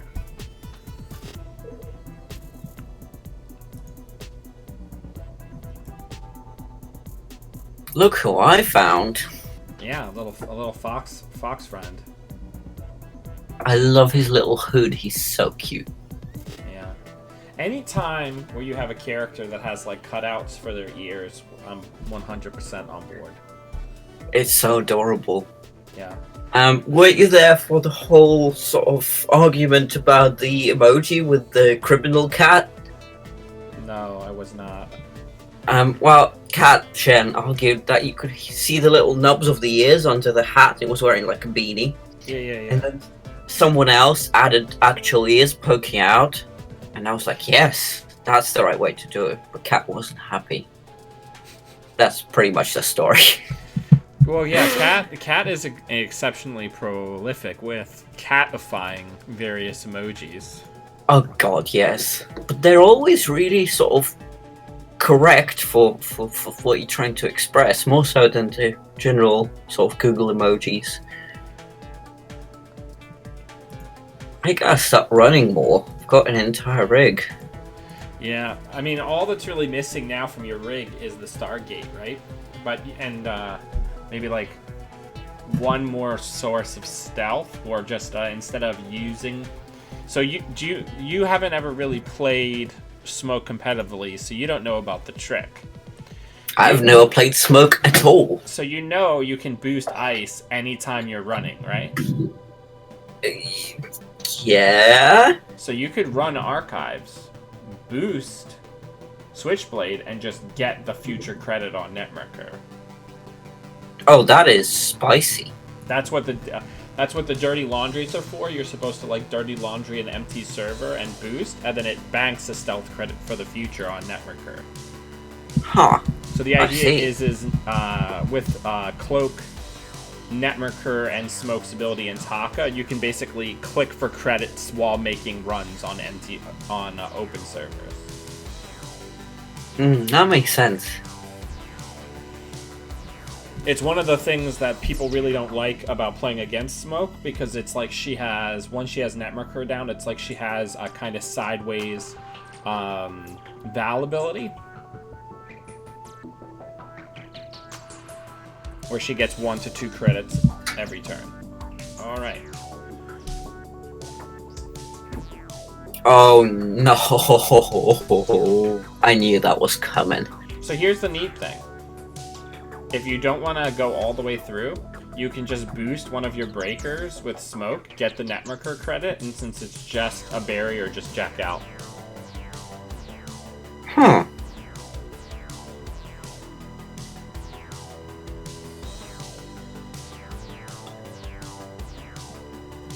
Depends what you want to do.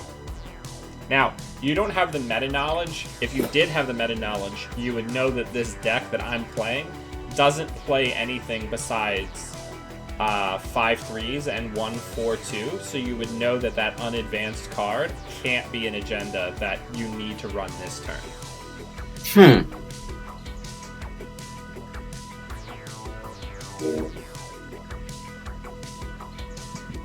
I think I'll just bounce, to be honest. Alright, so boost Switchblade before you go, so you'll get the permanent credit on Netmarker. Because if you read Netmarker, the really important distinction is, unlike Smoke herself or Cloak, which has the specification that it has to be used for using icebreakers, Netmarker credits can be used for paying any cost. Yeah, I saw that. Anyway, bounce me. Alright.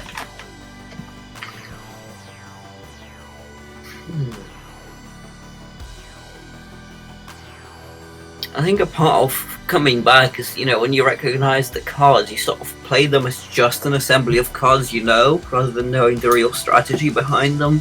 Sure. That makes it a whole adventure.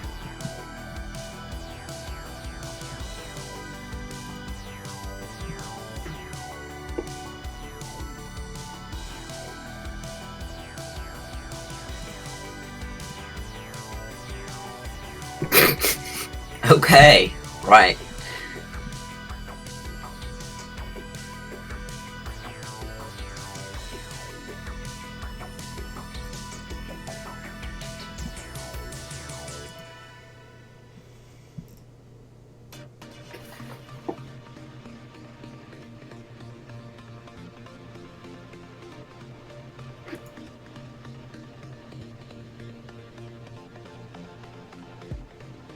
And it's just one subroutine.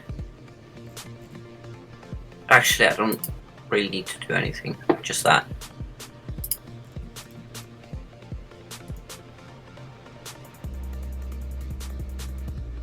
Alright. I figured. So here you're gonna need to go get cloak because you need 2 sources of stealth in order to break. Because you've already used Netmarker this turn. Right. So you're gonna have to pop the clone ship to go get cloak if you want to break this. I see. I'm getting the SMC and then looking for something, right? That's how the combo goes. Cloak, yeah.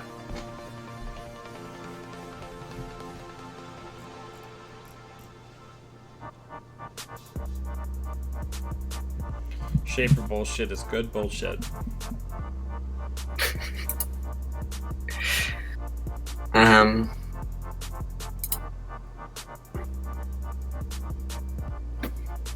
Alright. Yeah. So This is all. the cloak credit, and then you can just use Switchblade to break all of it. Will it automate or do I need to click on it first? Just click on it first, and then it'll ask you if you want to do a source and just say no.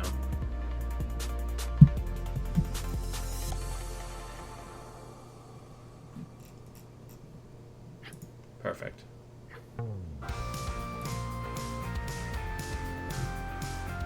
Oh, would you look at that? Alright, so I'm gonna draw 2 cards. So now we're all evened up, but I've got these big chonky agendas ticking down 3 credits a turn, which feels great. Yeah, but on the bright side, I have Beth. So Yep. the more money you have, the better for me. Now the other neat thing is Trickster Taka, in addition to giving you the credit at the beginning of the turn, gives you a credit whenever you steal an agenda. See, what I'm thinking here right now is that you are really low on credits right now. So if I wanted to hit R&D again, it would probably not cost me much.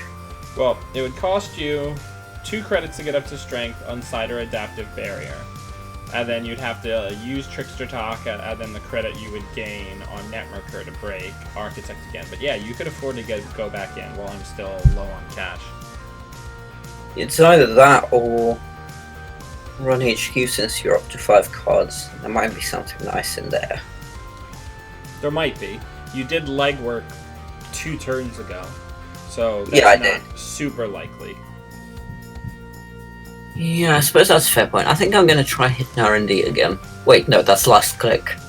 I mean, I know I can get in, but Yeah, you could also just either get a money, draw a card. Because now what you're looking for is you want to get a little bit of money and get the Stargate down so you can find that last agenda more easily.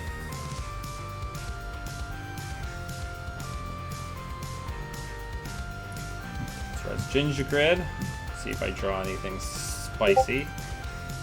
I don't. what does that do? Oh, this is a great card. Whenever you draw a piece of ice, you may reveal it and install it, lowering the install cost by 4, so it gives you a clickless way to install ice. Wowee, that is painful. Yeah, let's see if I draw into anything fun. Nope, okay, cool.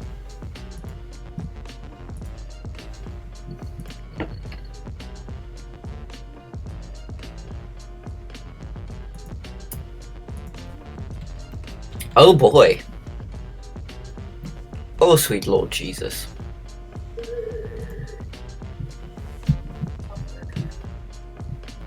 So you hopefully can't hear, but outside some sort of random neighbor is singing in a really bad operatic voice. Seems like par for the course, to be honest. I suppose it is. It's a strange place I'm living in. I remember one of the highlights of the... my wife and I have lived in the house that we've been in since before my daughter was born. But before that, we lived in an apartment, and our downstairs neighbor was super nice. Like, so nice, but it was tempered and made awkward by the fact that our downstairs neighbor was like a late middle-aged woman who is very hard of hearing but didn't have any kind of hearing aid. Mm-hmm. But so she watched her television at the maximum volume that the television would allow her to watch it at, which was Right. a little bit bothersome, especially for things like streaming. And on top of that, when she was having adult time, she made sure to vocalize loud enough that she could hear herself, Good Uh, God. which is not ideal. Oh no. Oh god. So, Trickster Taka is going to tick up slowly, and when it hits 3, you'll have to trash it or take a tag. So one thing that you're probably going to want to do this turn is make a run somewhere. You could make a run on archives just to put those, move those credits onto Netmarker basically, one at a time. Or you could try to check R&D, but you're going to want to try to keep that around 1 so that it doesn't get over full and you end up having to trash it to keep yourself from getting tagged. No, absolutely. I was actually thinking of running R&D. Perfect. Seeing as I get a bunch of clicks this time.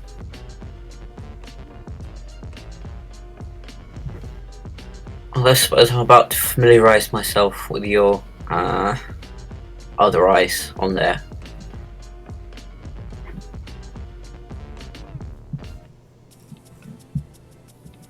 Because now you've got several sources of stealth, which is very nice. Now you also, yeah.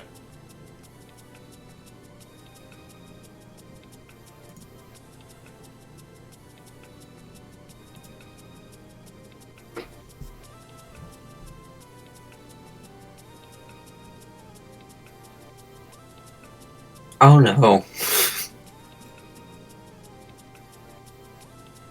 Okay, right,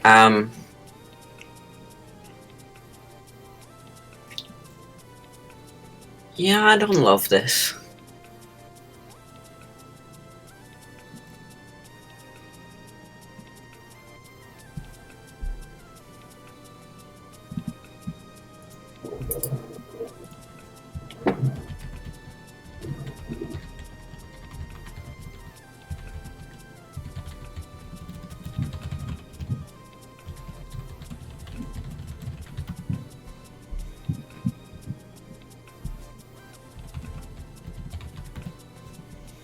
Alright, so carry on.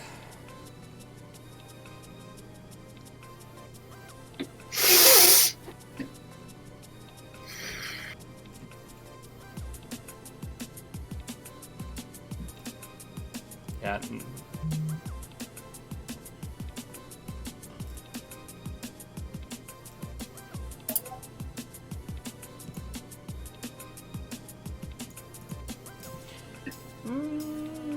I don't think I want to use the border control here. I don't think I want to save it, and if I lose, I lose.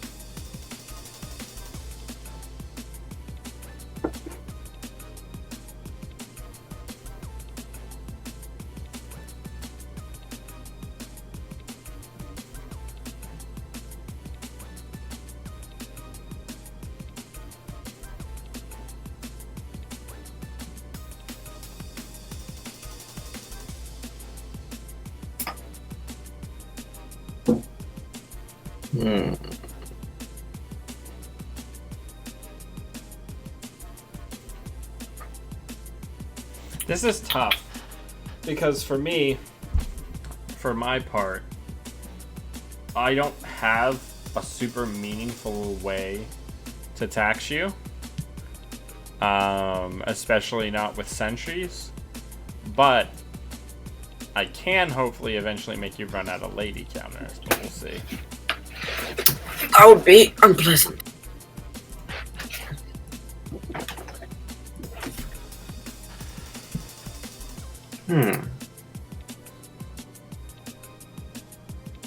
Oh, Redbird, we're reintroducing Ollie to the game with the similar decks to the ones we played in person.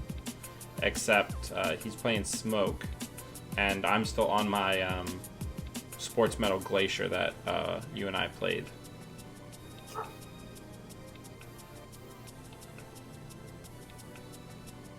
Kind of have to run, don't I? That is accurate.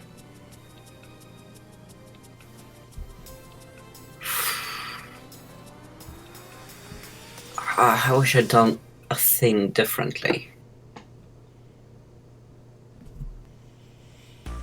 Don't feel too bad, Birdie. Ollie's got 6 points. I got 6 points, so it's pretty snug. People acting like I'm being mean to you. Are you? Well, that remains to be seen, I suppose.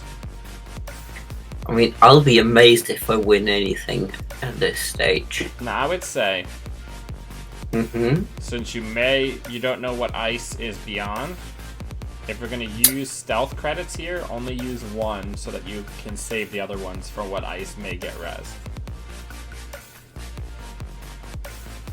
Fair enough.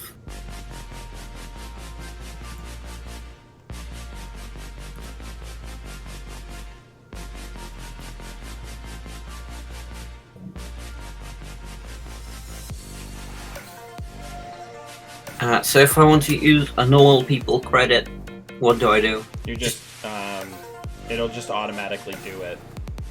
If you say don't use any sources, it'll just pull from your credit pool. Ah, there we go. And then you gotta use the counter.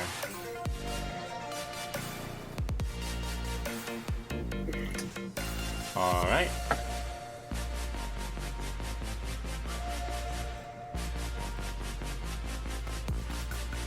And then I'll res that. Oh, right. I see.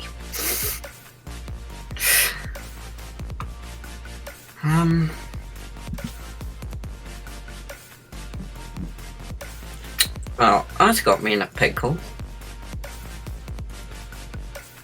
Now, I know that this deck runs 2 copies of Lady. Is the other copy of Lady in your hand or still in your deck? It's probably in my deck. I'm gonna pop the clone chip. So you need a total of 6 credits to go get it, so you'll have to use the Trickster Taka or the Netmerker or the Cloak to have the total amount of money you need to go get it.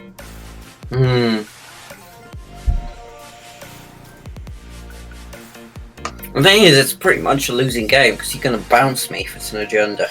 Correct, but then Unless... that ice will be gone, right?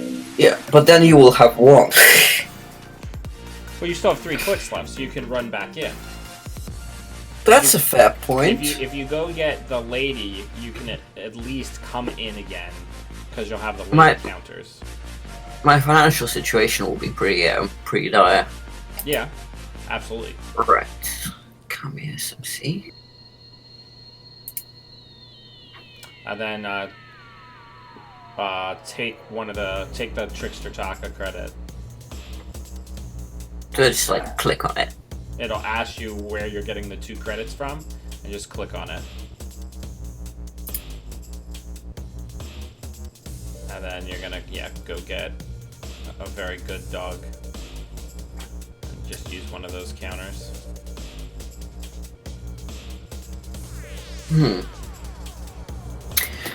Righto, let's do this.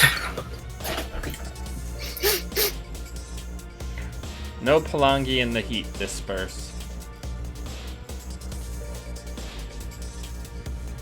And then I'm gonna do one of these because I'm a terrible, terrible person.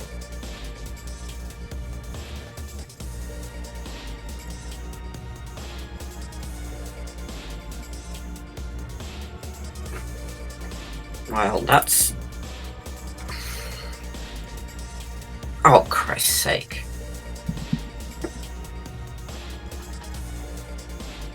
Glacier's gonna glacier. Oh, God.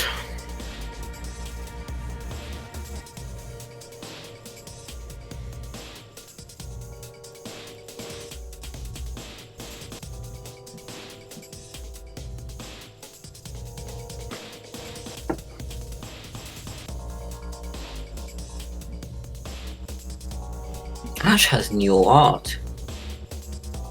Yeah, there's a handful of arts that they updated, and also some of the arts, the license agreements with the artists had expired.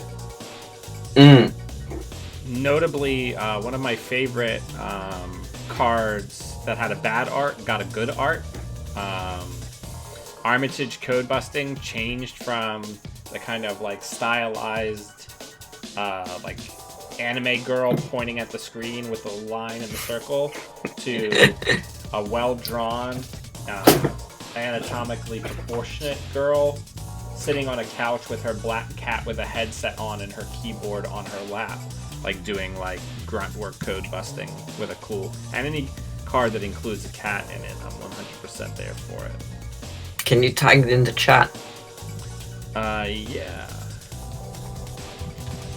I love that they made it so that if you put in the proper name, like that's the new art, which I really like. Huh. Yeah. I mean, I didn't have any beef with the old one, but this one's pretty nice. Yeah. Right, the heck do I do now? Well, your options are somewhat limited. Yeah, no, I can see that. I think I'm gonna hit R&D. Yeah.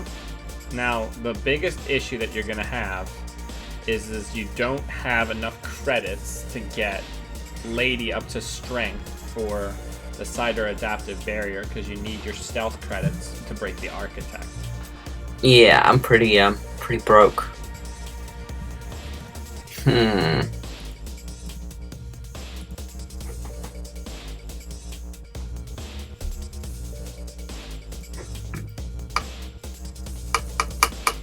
But yeah, one of my favorite alt arts in the game. I tend to focus on like alt arts that really like either showcase like the feel of the characters or have like an art direction that I really appreciate. And as much as I really enjoy Matt Zellinger's Smoke, the one that is the default, the one that Aurora Folney did, which is the alt art Smoke, where she's sitting down talking to the masks from the card Mimic.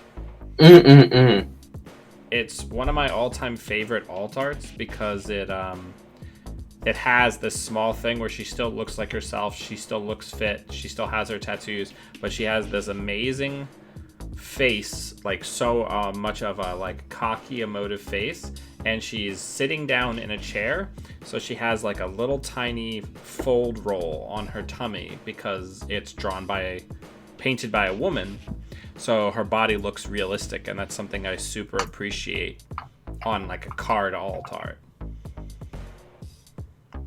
is that she looks like an actual proper human person. I know that's such a strange thing to say.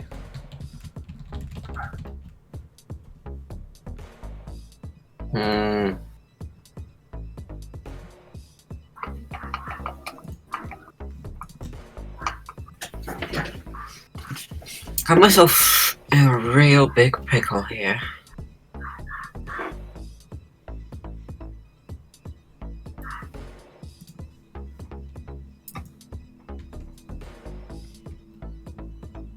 This, for people watching, this is what I'm talking about.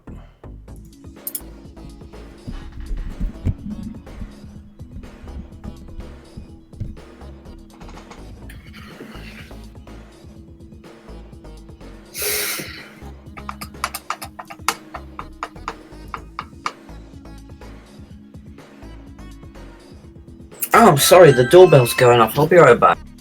Sure.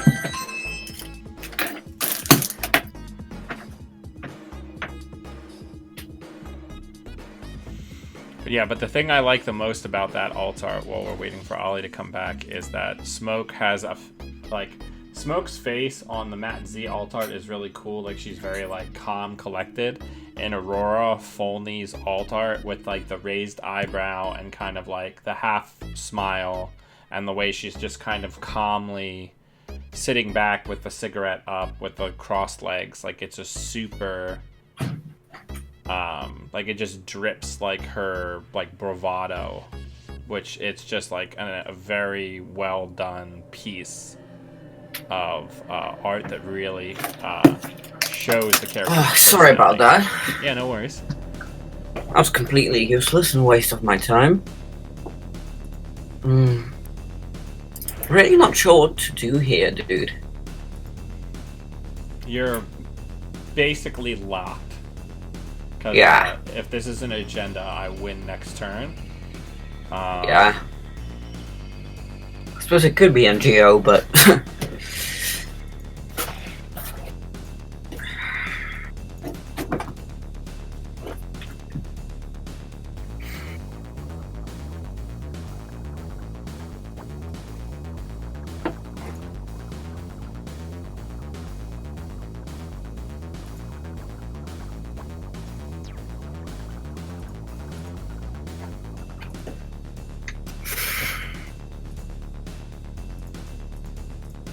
Good game. It is not an NGO. You did very well, though. 6 points Thanks. versus a glacier. A rush glacier is pretty good. Thanks for the game. I have learned something. Do you want to do another one, or what do you want to do? Yeah, let's do this. Can I just quickly get myself a cup of tea? Yeah, sure. Or are wanna you do like on the Do you clock? want to do the same matchup, or you want to do something else? Either is good. Whatever you're practicing. I mean, it's good for me to play the same, the same matchup over and over because I learn things. Sure. Do you want to? Would you want to play the same decks and we'll switch sides? Nah, if we're gonna switch sides, I'm gonna play whatever it is that I have. The trap kill Aghanim Fusion. Oh yeah, yeah. We can play that if you want. Yeah, look, I'm fine. I mean, I can flip a coin. I have a specialized coin for flipping. Okay. Yeah, go. You can't see it because my camera's off, but yeah. Come get go get yourself a cup of tea, and I'll load a couple more decks so I have like a bigger pool to draw from. Yeah, and send me a link to any decks you might want me to play so I can load them up. This is like a smurf because I forgot what my actual techie name is. I suspect it's probably shipment. It happens to the best of us. It's probably shipment from Zen, but I don't want to find out right now. So, aye, Kevin, it is. Alright, I'll be right back. Shall I hang up for now? Okay. Right, I'll call you back. Alright, cool. Alright, let's talk about lists in a general sense. So, Shaper's in kind of a good place right now. We don't have a ton of information about the decks. Oh.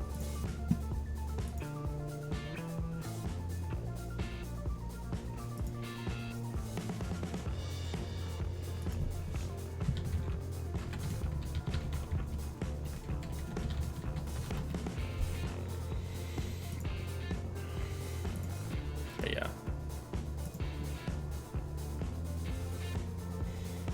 Right now, it's hard. It's hard for me to pick what decks I would want to play because there's so many good decks right now. Let me send Ollie this good stuff 419 I've been playing because I think that is just like a very easy to wrap your head around strong deck. This originally had Data Suckers in it, which might be better, but I like having the constant money of Rizeki. It always feels like whenever I have one, I miss the other. Right? Like whenever I have the Rizekis, I miss the Data Suckers. And whenever I have the Data Suckers, I'm up against a Glacier where I get locked out of Centrals early, and I miss just having the no strings attached economy of Rizeki. I think the Rizeki version is a little bit more resilient, so that's what I will send to Ollie.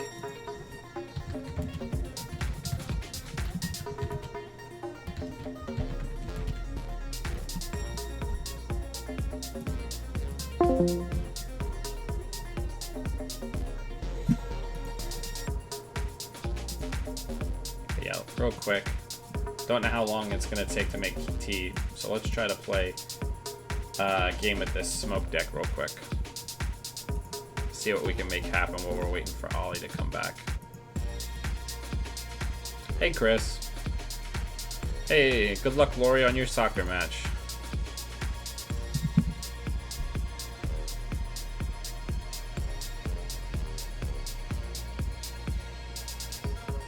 I am so excited that my crokinole table is on its way.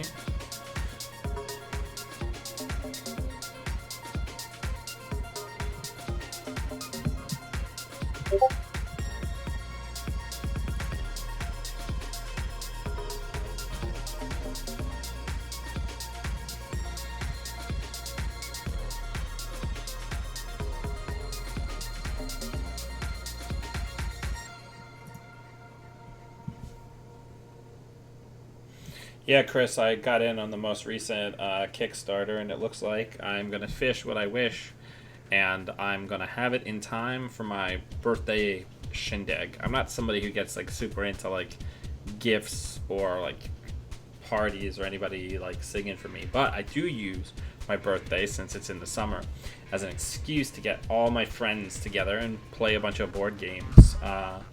So Crokinole's always a party crowd pleaser, especially for people in my group of friends who may not be as interested in playing heavier games or like the hidden roles games that I usually crack out at parties.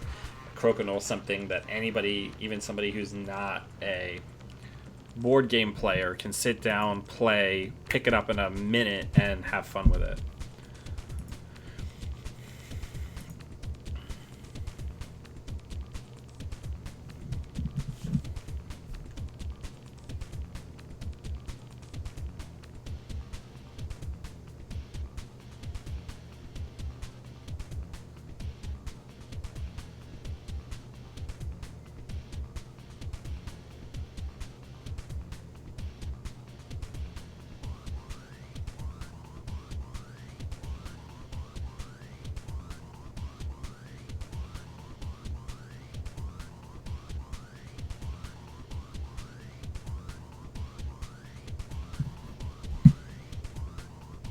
Yeah, Pink Warrior, I got in on this. I got in on this Kickstarter where, because they were buying like 700 boards at a time, you could get one for about all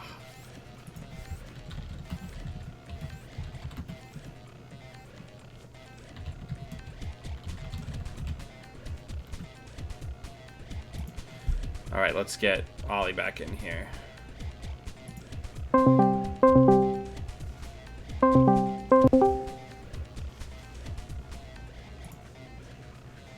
Hey, I'm back.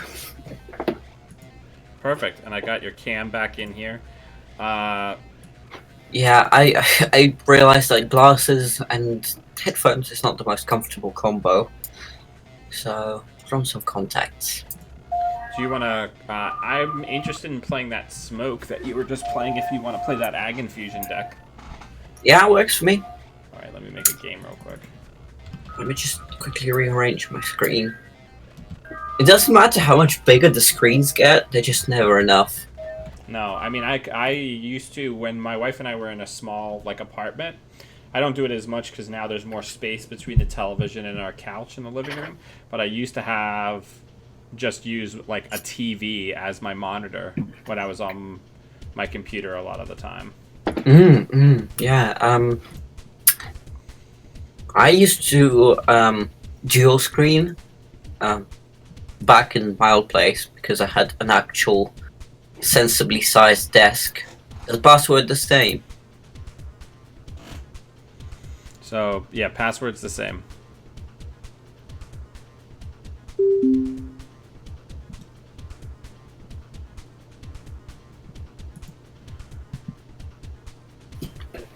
But now I have a tiny desk, so no dual monitor for me. Yeah, I'm on the two. I think I have two 24-inch monitors. That's real nice. Yeah. That is a mulligan. This hand is not terrible, but it's certainly not great. So we're gonna mulligan that. That's way better. Good luck. Have fun. You too. Thanks. Oh fuck.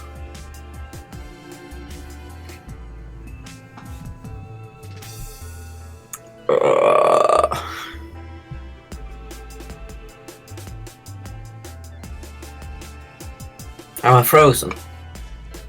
No, I can see you. I'm frozen on my own screen. It's really weird. Anyway.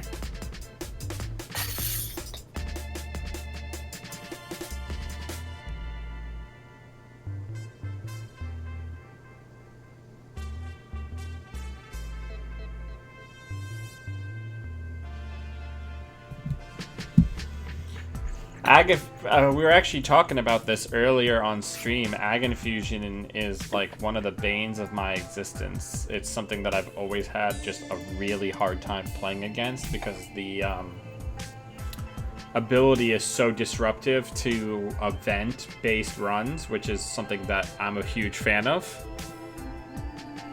Because you can just say, oh, is that a legwork? I throw you onto archives and now it does nothing. Yeah,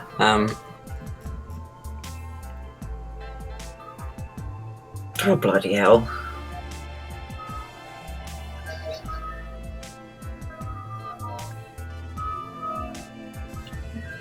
Going back to Pink Warrior's question earlier, if you go to, if you just basically type in Mayday 2019 Crokinole, there's a thing for the current campaign, which has ended.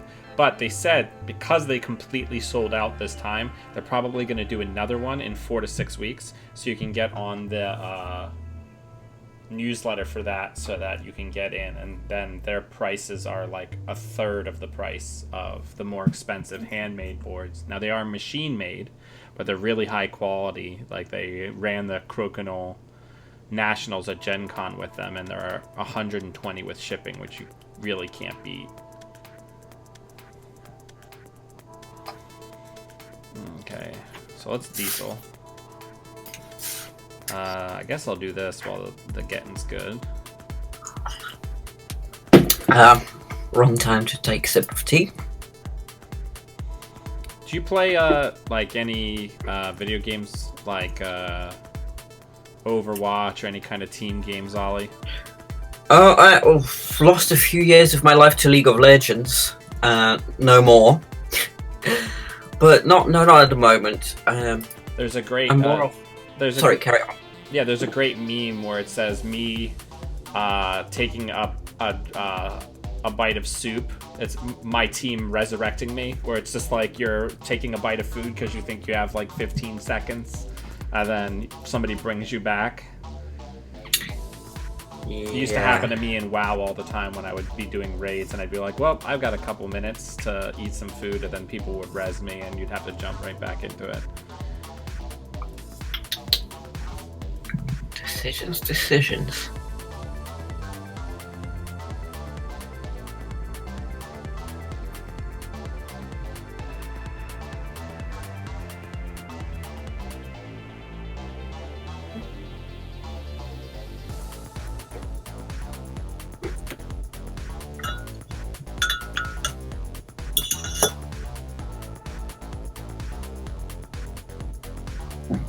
So I actually own a tank card as my teacup. Nice. Because I have a problem. Well, I suppose.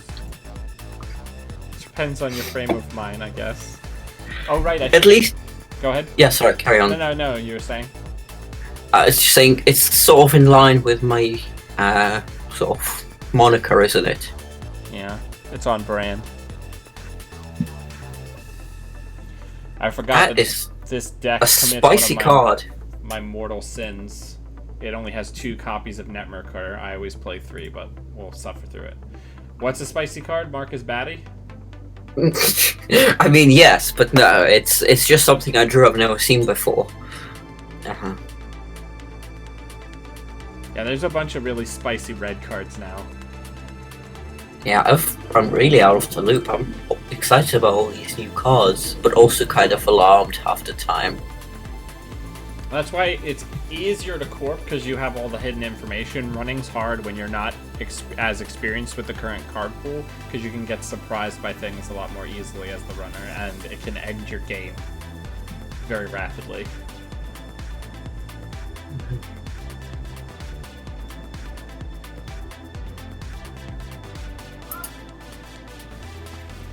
still rocking my merch, Birdie from TWRP. Oof. Okay, so that's 3 points. That's not ideal for me. I gotta try to basically keep this from maxing out, so I'll make a little exploratory run here. Do that. Put down pull-up. Put that down.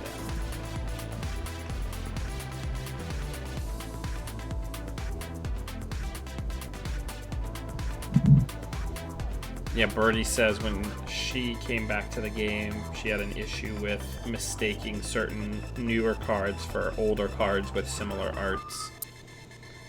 Oh, I can imagine, yeah. Something threw me for a loop earlier, a piece of ice which had like a distinct blue art, and I thought it was Architect? Something. I can't remember now, but I was really surprised when it did something I did not expect.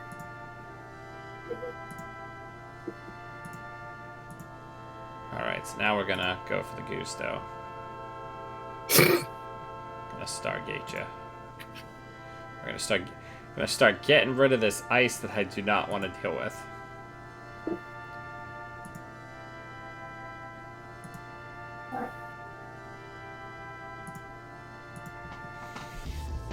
I do like that someone managed to make a smoke deck that's pretty rich, which is nice, a nice change.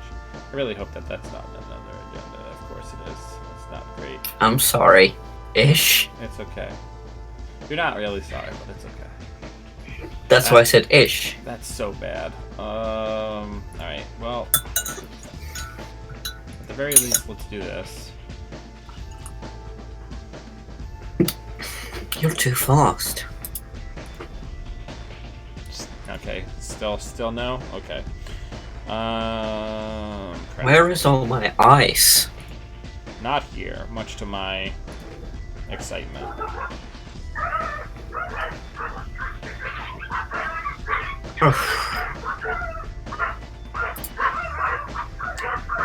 Okay. What is that noise in the background? That is tiny yappy dogs. And my neighbors, I don't think, ever walk.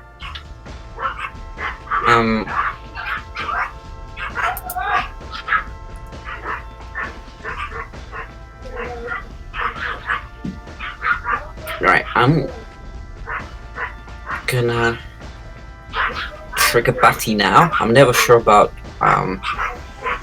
So, are you planning to use it in conjunction with the next ice, or are you just using it on one of Anansi's subroutines?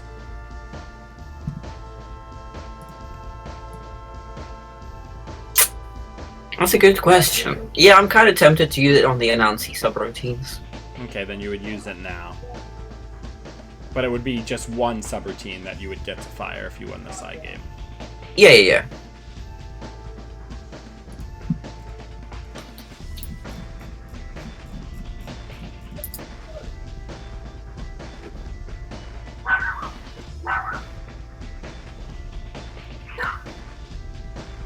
Alright.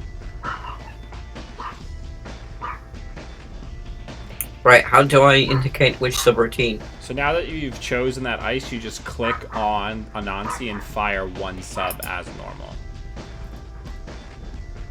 Cool.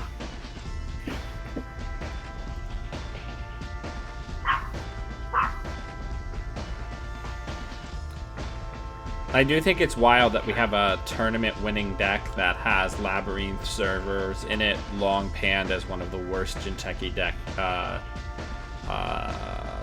one of the worst Jinteki agendas ever printed.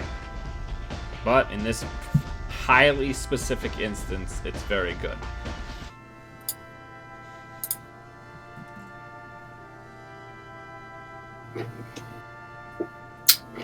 Right. Alright, let's see what this one advanced card is. Can't wait to get blown up by a Cerebral Overrider. Let's do it. Well, actually... Okay.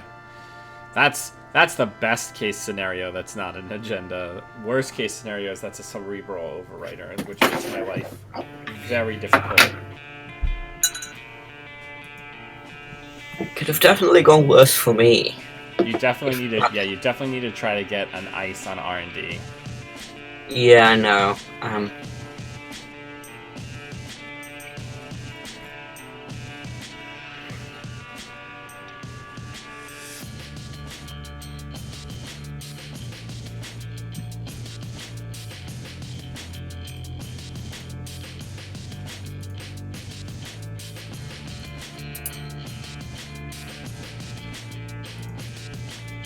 Christ.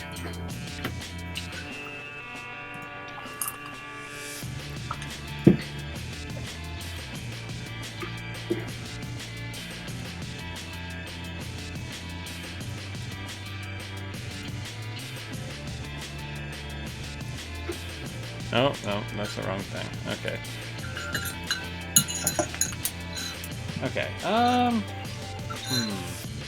what's the worst case scenario? We're gonna find out.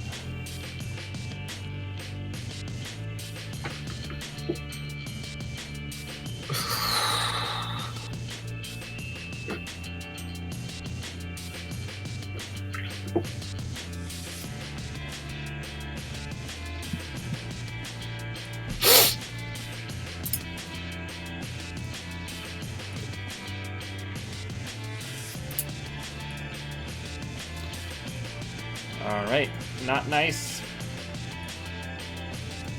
Alright, so I'll break that, and then I'm gonna jack out. You can prevent the jack out if you want with the hosted power counter. I could, but You're gonna save it. I'm good. Okay. And then I guess I'll just put this drip down, which also has Smoke's face on it. This deck comes together really nicely. I'm starting to actually enjoy it. Yeah, I mean, one of the neat things about what the Nisei team has done is they've added a bunch of what I would consider okay cards to the card pool. Things that are good but not incredible on their own, which is nice because it lends towards people leaning harder into doing specific things that magnify the power of their cards, which is a nice position to be in because it means that decks are more specific and less general, which means that games are more exciting, in my opinion.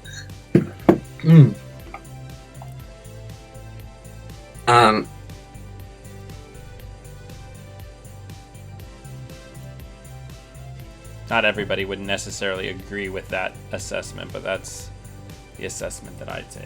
Oh, I didn't end my turn. I'm just sitting here like shooting the shit, and I didn't end my turn. Sorry. Yeah, I was about to ask you if the thing was frozen. I wasn't entirely sure.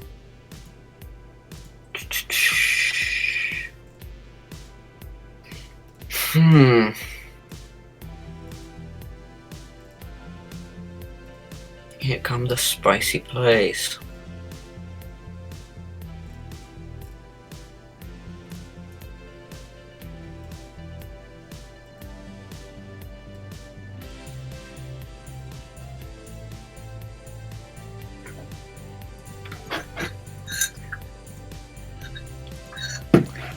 Okay, dokie.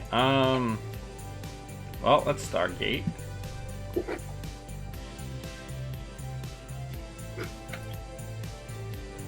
get rid of that ice. That feels great.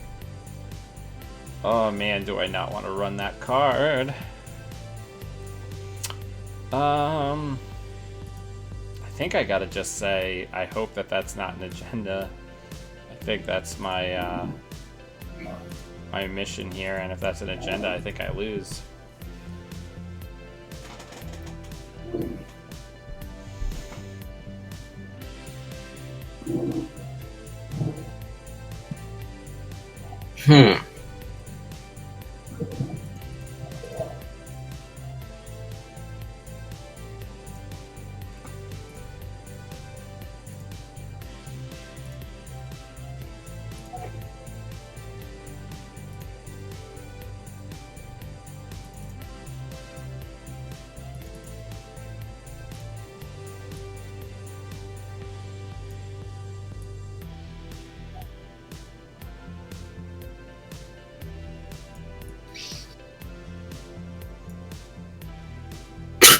Okay.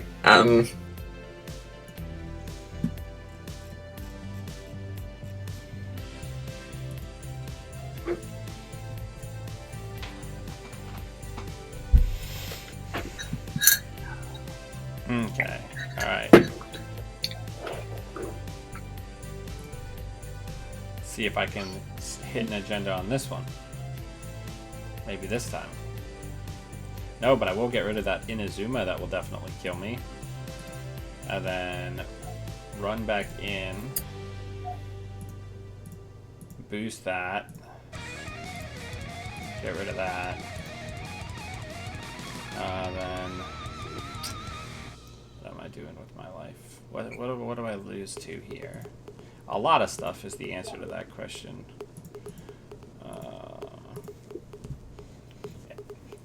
One of the big things is the agenda density of this deck that you're playing is quite low. So it's going to be very hard for me to like happen upon an agenda to close the game with.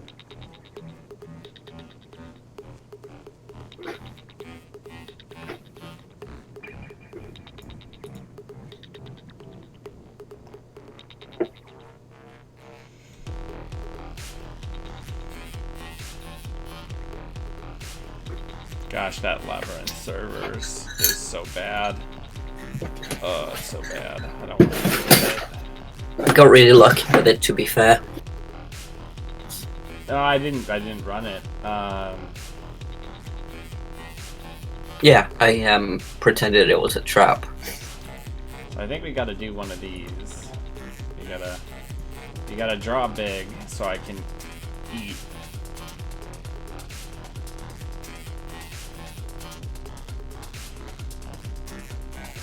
Okay.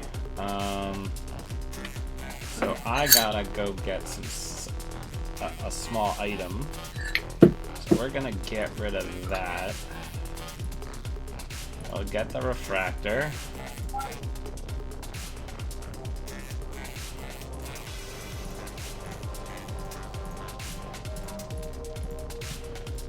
There we go.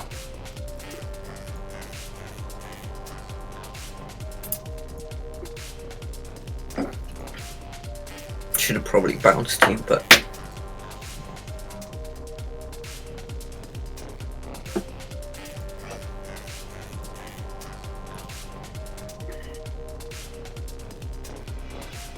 Still no sign of Netmarker this game.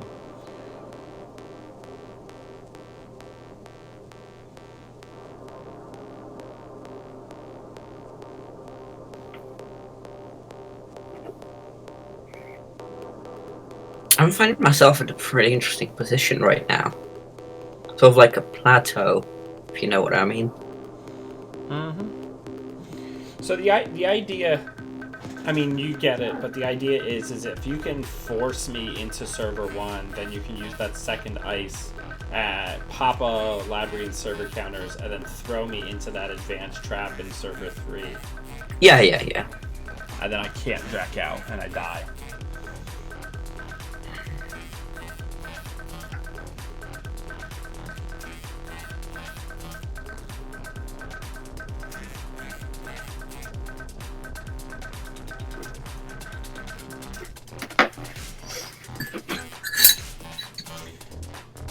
I think what's the wildest is I have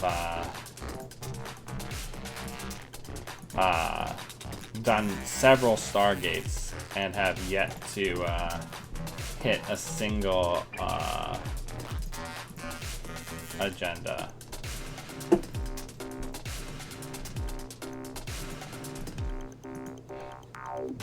There we go, I hit one.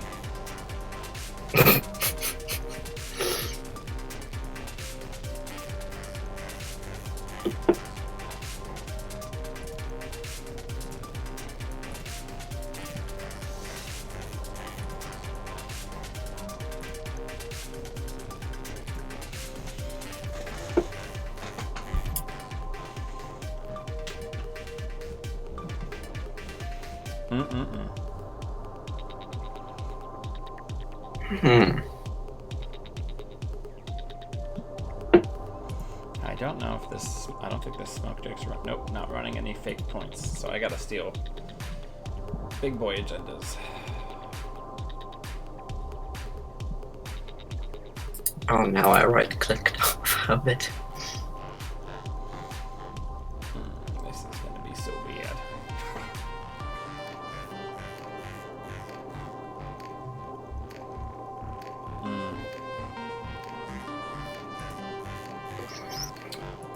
Okay.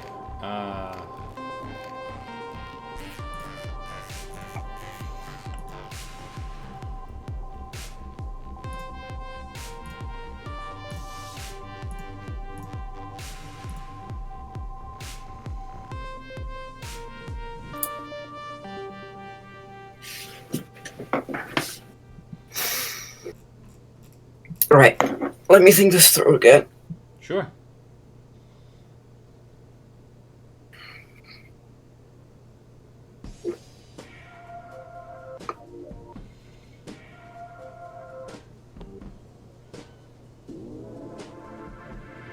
So basically, I need to pop Labyrinthine servers. Yeah. So the play is you're gonna hit Labyrinthine servers now, Mm-hmm. and then when I pass, you're gonna use that ice to throw me into the other server. Yes.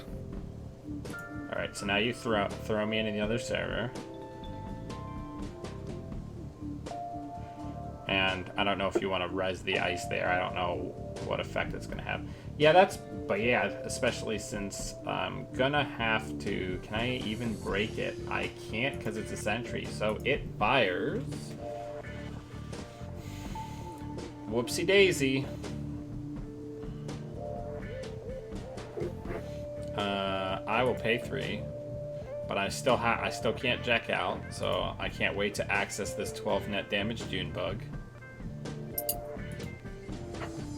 And that's game. Wow. Well played.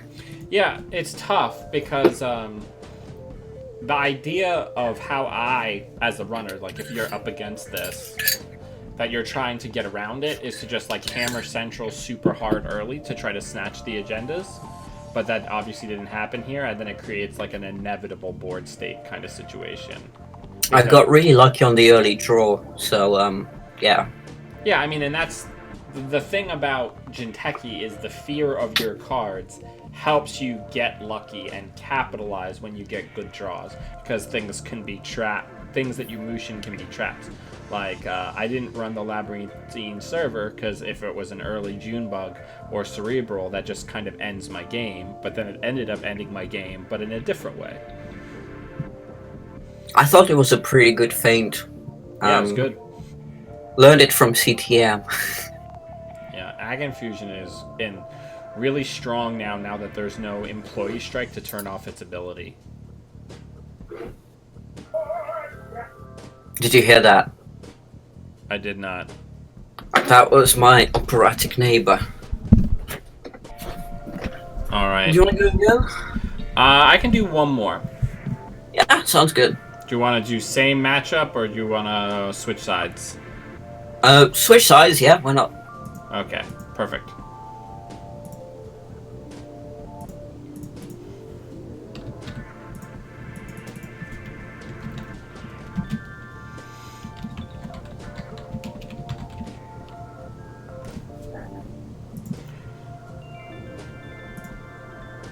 Alright, to that audience, I increased the gain on my microphone. Hopefully that fixes the disparity of our voice.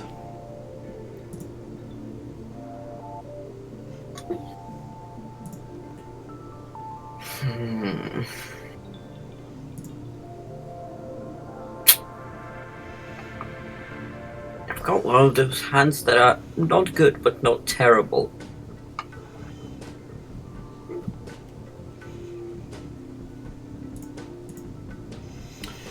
Alright, so let's go ahead and put that on there.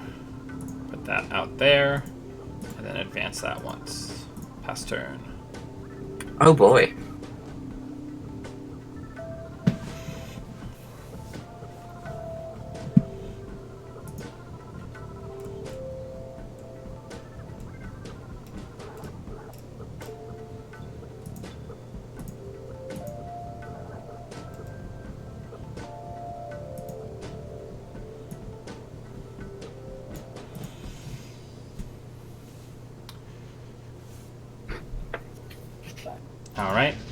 So let's go ahead and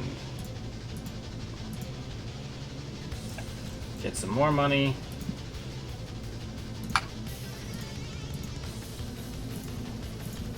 Start building out a little remote, you know? Just a little one.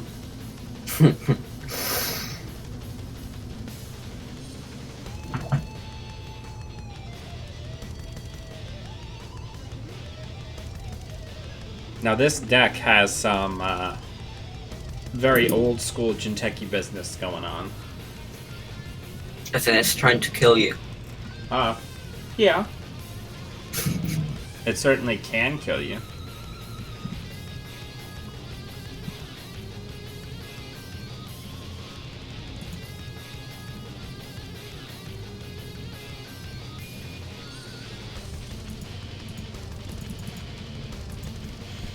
I think the thing that I like the most about Polana is it's such a nice thematic ability, because as the runner is getting ideas, right, and like researching, they're buying food, and that's how Polana's getting money.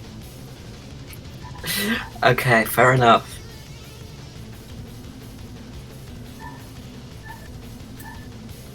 You buy your Hot Pockets, and then I've never. Oh no. kicking it old school, kicking it old school. Oh, fuck my whole life.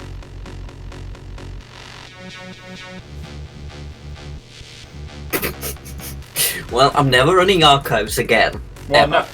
no, snares don't fire from archives. Really? Yeah. All of the all of the on-access Jinteki traps, besides Breach Dome, have to be in your hand, in R&D, or in a remote to fire. What do I know? Have you seen Elwin's Polana, the wood one? I have. It's very pretty. I know. I have this one, which you can't see because you can't see my camera, but I have Miles's etched circuit board Polana. But it looks just like Polana. It looks just like Polana, yeah. It says color and circuitry work. Yeah, I have his Adam. I don't even play Adam, but it was just so beautiful. Yeah, that's straight the one up. with the gold leaf inlay for the gold and olive of. Yeah, it's got matte black, and it just looks so good in contrast to the gold. So you say Snare doesn't fire from archives? Correct.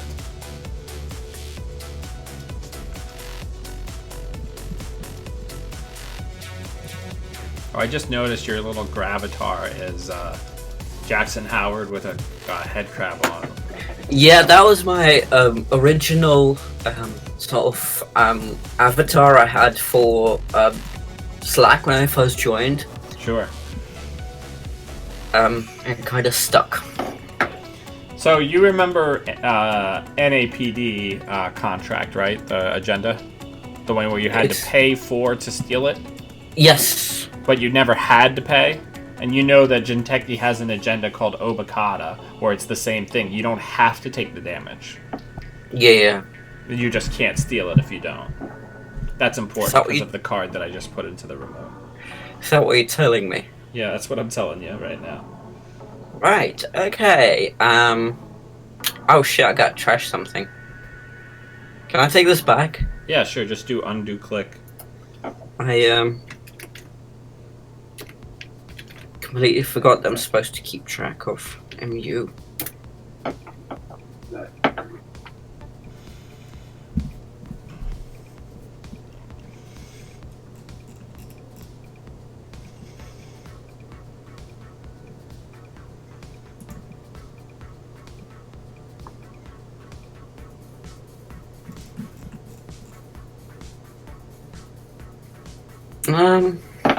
Tell you what, I'm gonna bounce. Yeah, you're gonna say no thanks?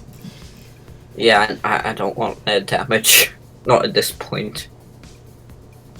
Yeah, Jinteki really did get like the best array of just like really mean tools. Yeah, no.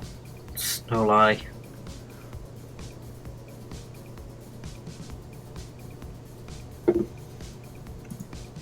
This one's pretty good. Oh, Christ. You can do it, though, because you go get Switchblade with SMC. I knew I put SMC down for a reason. And then you use the smoke to boost and the cloak to break. So once Switchblade is down, you actually make pretty easy work out of Anansi, the CEO of Legs.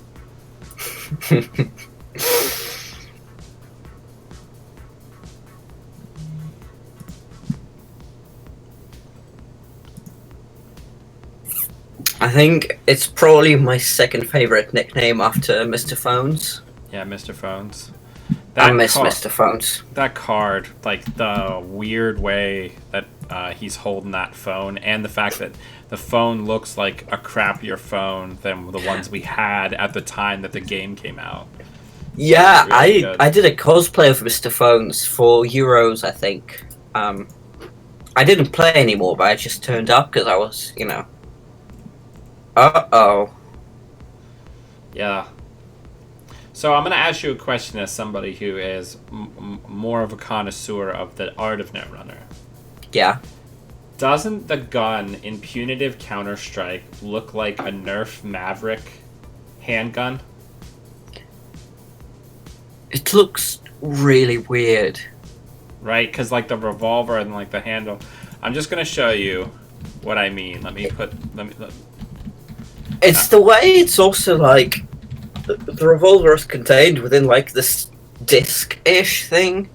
Yeah. Here, let me show you what I mean. I'm gonna link it for everybody because like this has bothered me the entire time that this art's existed. I have seen this sort of design in a Star Trek of some description. Yeah, there we go. So let me put this in here for you. This bothers me that this gun looks like a toy gun. Possibly because of China. Oh God. Right? No. It looks like a sort of. Yes, sort of like it. Yeah. But yeah. But it also looks like one of the guns in Star Trek Generations. Yeah. The ones because they're mental about having like the wrap around the hand shielding in science fiction, but Star Trek in particular. Yeah, what's that all about? I don't know. It looks futuristic, and it's for like raiding stuff. It's clearly not a gun like what we would imagine, so it gets around like teen raiding stuff. It's kind of like. Did you know that Star Wars? The reason the stormtroopers originally had face obscuring helmets is because it enabled them to maintain a PG-13 rating with that many people dying. Because since you can't see their face, you can't confirm that they are people, which maintained a lower movie rating. Curious. I've never really been into Star Wars. I guess because I didn't really see any Star Wars when I was like a teen. Sure. And then when I actually ended up watching them, I was probably at least 16 and started with the prequels because I didn't know any better. So that sort of put a bit of a damper on your enjoyment experience. Yeah, absolutely. And for the longest time in the Star Wars versus Star Trek, I was strictly Babylon 5. Babylon 5 is such a good show, though. Oh God, isn't it just? Yeah, and Michael J. Straczynski, the guy who is the showrunner for that, yes, he's done some really incredible comic works as well. He's done some really, really classic. He's done a lot of Spider-Man, hasn't he? He's done. He did a really good run on Spider-Man. He also did a reimagining of the first. It's called Superman Year One, and it reimagines like Superman's first year as a hero in a modern way. It's really I've read Year One, I think. Yeah, it's really good. No. And he also did Sense8, which was very good. Yeah, no, I've seen most of Sense8. Let me think. I'm going to do here. All the clicks in the world.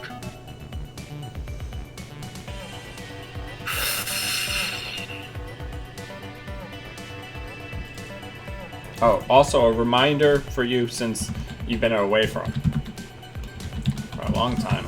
This card exists. Did I not? That does not highlight for some reason. I put the caps lock on the wrong. This should do it. You have to do it exactly as the text appears on the card.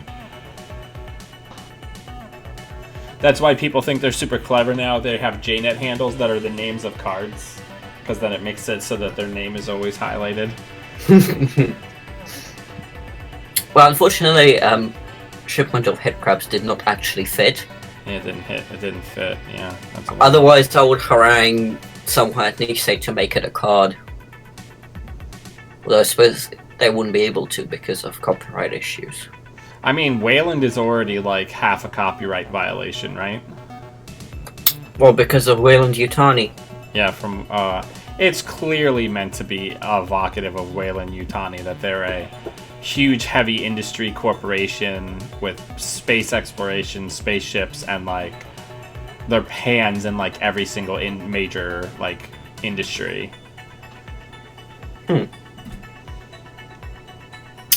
I think I'm gonna pay a visit to your HQ. Alright, let's do it. Right, so...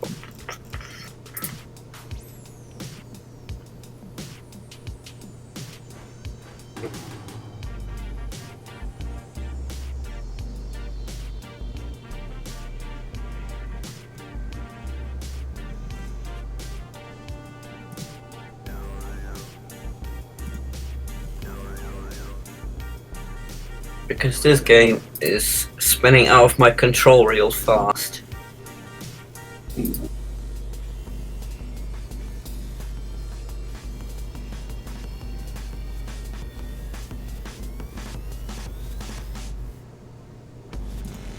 I don't have a ton of money right now, which is super good for you. Be that as it may, I'm not really. I'm not gonna use that. What am I thinking? Let's undo that click. I guess I'll just gain a buck. I have to ditch something.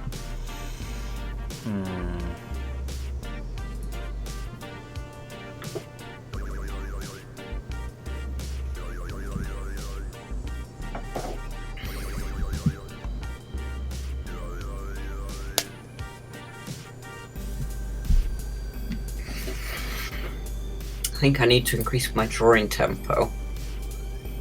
Yeah, Shaper can be tough.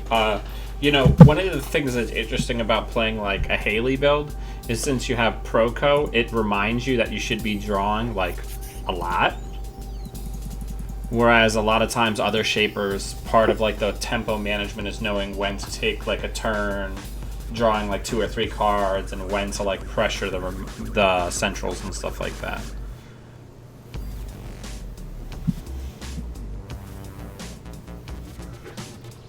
Whew. Alright.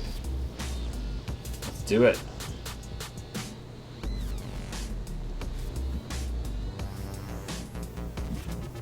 Now, if you're not planning on making a second run, it's usually good to take the cloak, because then you get the permanent credit on Netmarker. Oh yeah, my bad. But I haven't decided what I'm gonna do yet, so... Yeah, this is the way where you have a little bit more flexibility. But if you're only planning... Oh no, my secret tech! Right, I'm gonna find out what it does. Well, it's got very cool art on it. Not half bad. And then it also just blows up a card that doesn't match your faction, like Switchblade, for example. So you're gonna probably want to trash that. I mean, I was gonna trash it regardless. I was just curious to find out what it does. Oh, good God. The nice thing about enforcing loyalty as a card is you know, probably in about half the games you play, it doesn't really do anything or it doesn't come up. But in the games where it comes up, people's decks are built around their influence. So being able to blow up like their most important card that they borrowed from another faction is pretty impactful.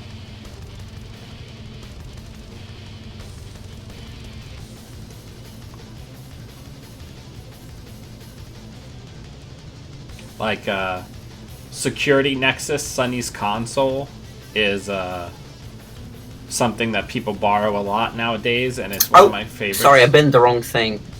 Yeah, just pull it back to your hand and put the right thing down. Yeah. Get in the bin. That film critic is not ideal for me. I had a sneaky feeling. Yeah, it's not ideal. Alright, unfortunately though, I am gonna have to Kill me. push things a little bit. No. Alright, so do you have any actions? I mean, what sort of actions could I have? I don't know if that's Smoke Deck. It does not look like it runs Clot, so I'll just go ahead and... Oh, right. Good old Clot. No, I don't think so. So, good game. Good game. So yeah, What is that? It looks like a scary cat from afar. I think it looks kind of like a weird drum kit, but yeah, But like, if you look at it from one, like, and it's it maybe looks more like an owl. If you look just at the thumbnail, you can see two big eyes and then sort of a face, like a traditional cat. It's just since Brain Trust is no longer in the card pool for Jinteki, it's a new 3/2 for Jinteki that has an ability that is really lousy if you can actually get it overscored. Oh, Duncan drew that. Well, Deep dreamt it. Yeah. But yeah, thank you so much for doing some games with me, Ollie. No, thank you. I've enjoyed myself. Learned some things too. Yeah, well, it's great to have you back. I hope you keep picking up games and practicing with people. I'm always happy to play. I'm usually playing at least a couple games on JNet a day. Well, I have to now, because apparently my partner bought tickets for Worlds for me. I was just gonna turn up and sell a bunch of old darts, but I guess I'm playing now, so... That'll be great, though. It'll be a lot of fun, and you'll get to see all the cool Netrunner people. Yeah, no, I'm really excited. I was going regardless. I was, gonna fly in and have a good time. But now I'm also playing, which means I'm gonna fly in and have a bad time in the bottom tables. No. That's where the Brotherhood of Jank lives. That's the fun tables. That's the real problem, though, because you think you know what you're gonna do, and then the moment you end up sort of middle bottom tables, people are playing stuff that you have no answer to. Oh yeah, and no. you just completely lost. I remember not Magnum Opus, but the year before, I had like a weird, bad day, a very bad day. So I ended up down in the Jank tables, and there was some wild things going on. Like all sorts of traps and things that I hadn't ever taken out of my binder. Yeah. I can't remember what it was. I think it was either Euros or a Nats a few years ago. And I was pretty low, like I was bottom third, maybe bottom quarter. There was this guy playing like black level clearances everywhere. And he basically managed to whittle me down to the point where I had no money and no cards, and I was just like, I did not ask for this. Yeah, this is not the Netrunner that I came here to play. Yeah, the real sort of problem with me is that I tend to burn out really hard after third round. Sure. Like, it doesn't matter if I've had a massive breakfast or wrapped up real warm. I just start sort of kind of not passing out, but my concentration wanes. It's like getting really cold. Yeah, I have a similar issue that what happens to me is if I start like if I have a bad round, a lot of times what'll happen is in the next round I'll play really fast, like really antsy, like I need to like winning the games faster will somehow help me, and I end up starting to make a lot of mistakes just because I'm trying to play so quickly to get my rounds over quickly. Mm-hmm. But yeah. I occasionally go around just scavenging pieces of clothing from other players because I get really, really cold. Guess I have poor blood circulation or something. I don't know. But yeah. All right. Well, I'm gonna go ahead and everybody watching, thank you for taking time out of your. I guess it's Wednesday. And putting up with me. Oh, it was great. And watching me and Ollie play some Netrunner. And until we see you beautiful Netrunner humans again, always be running.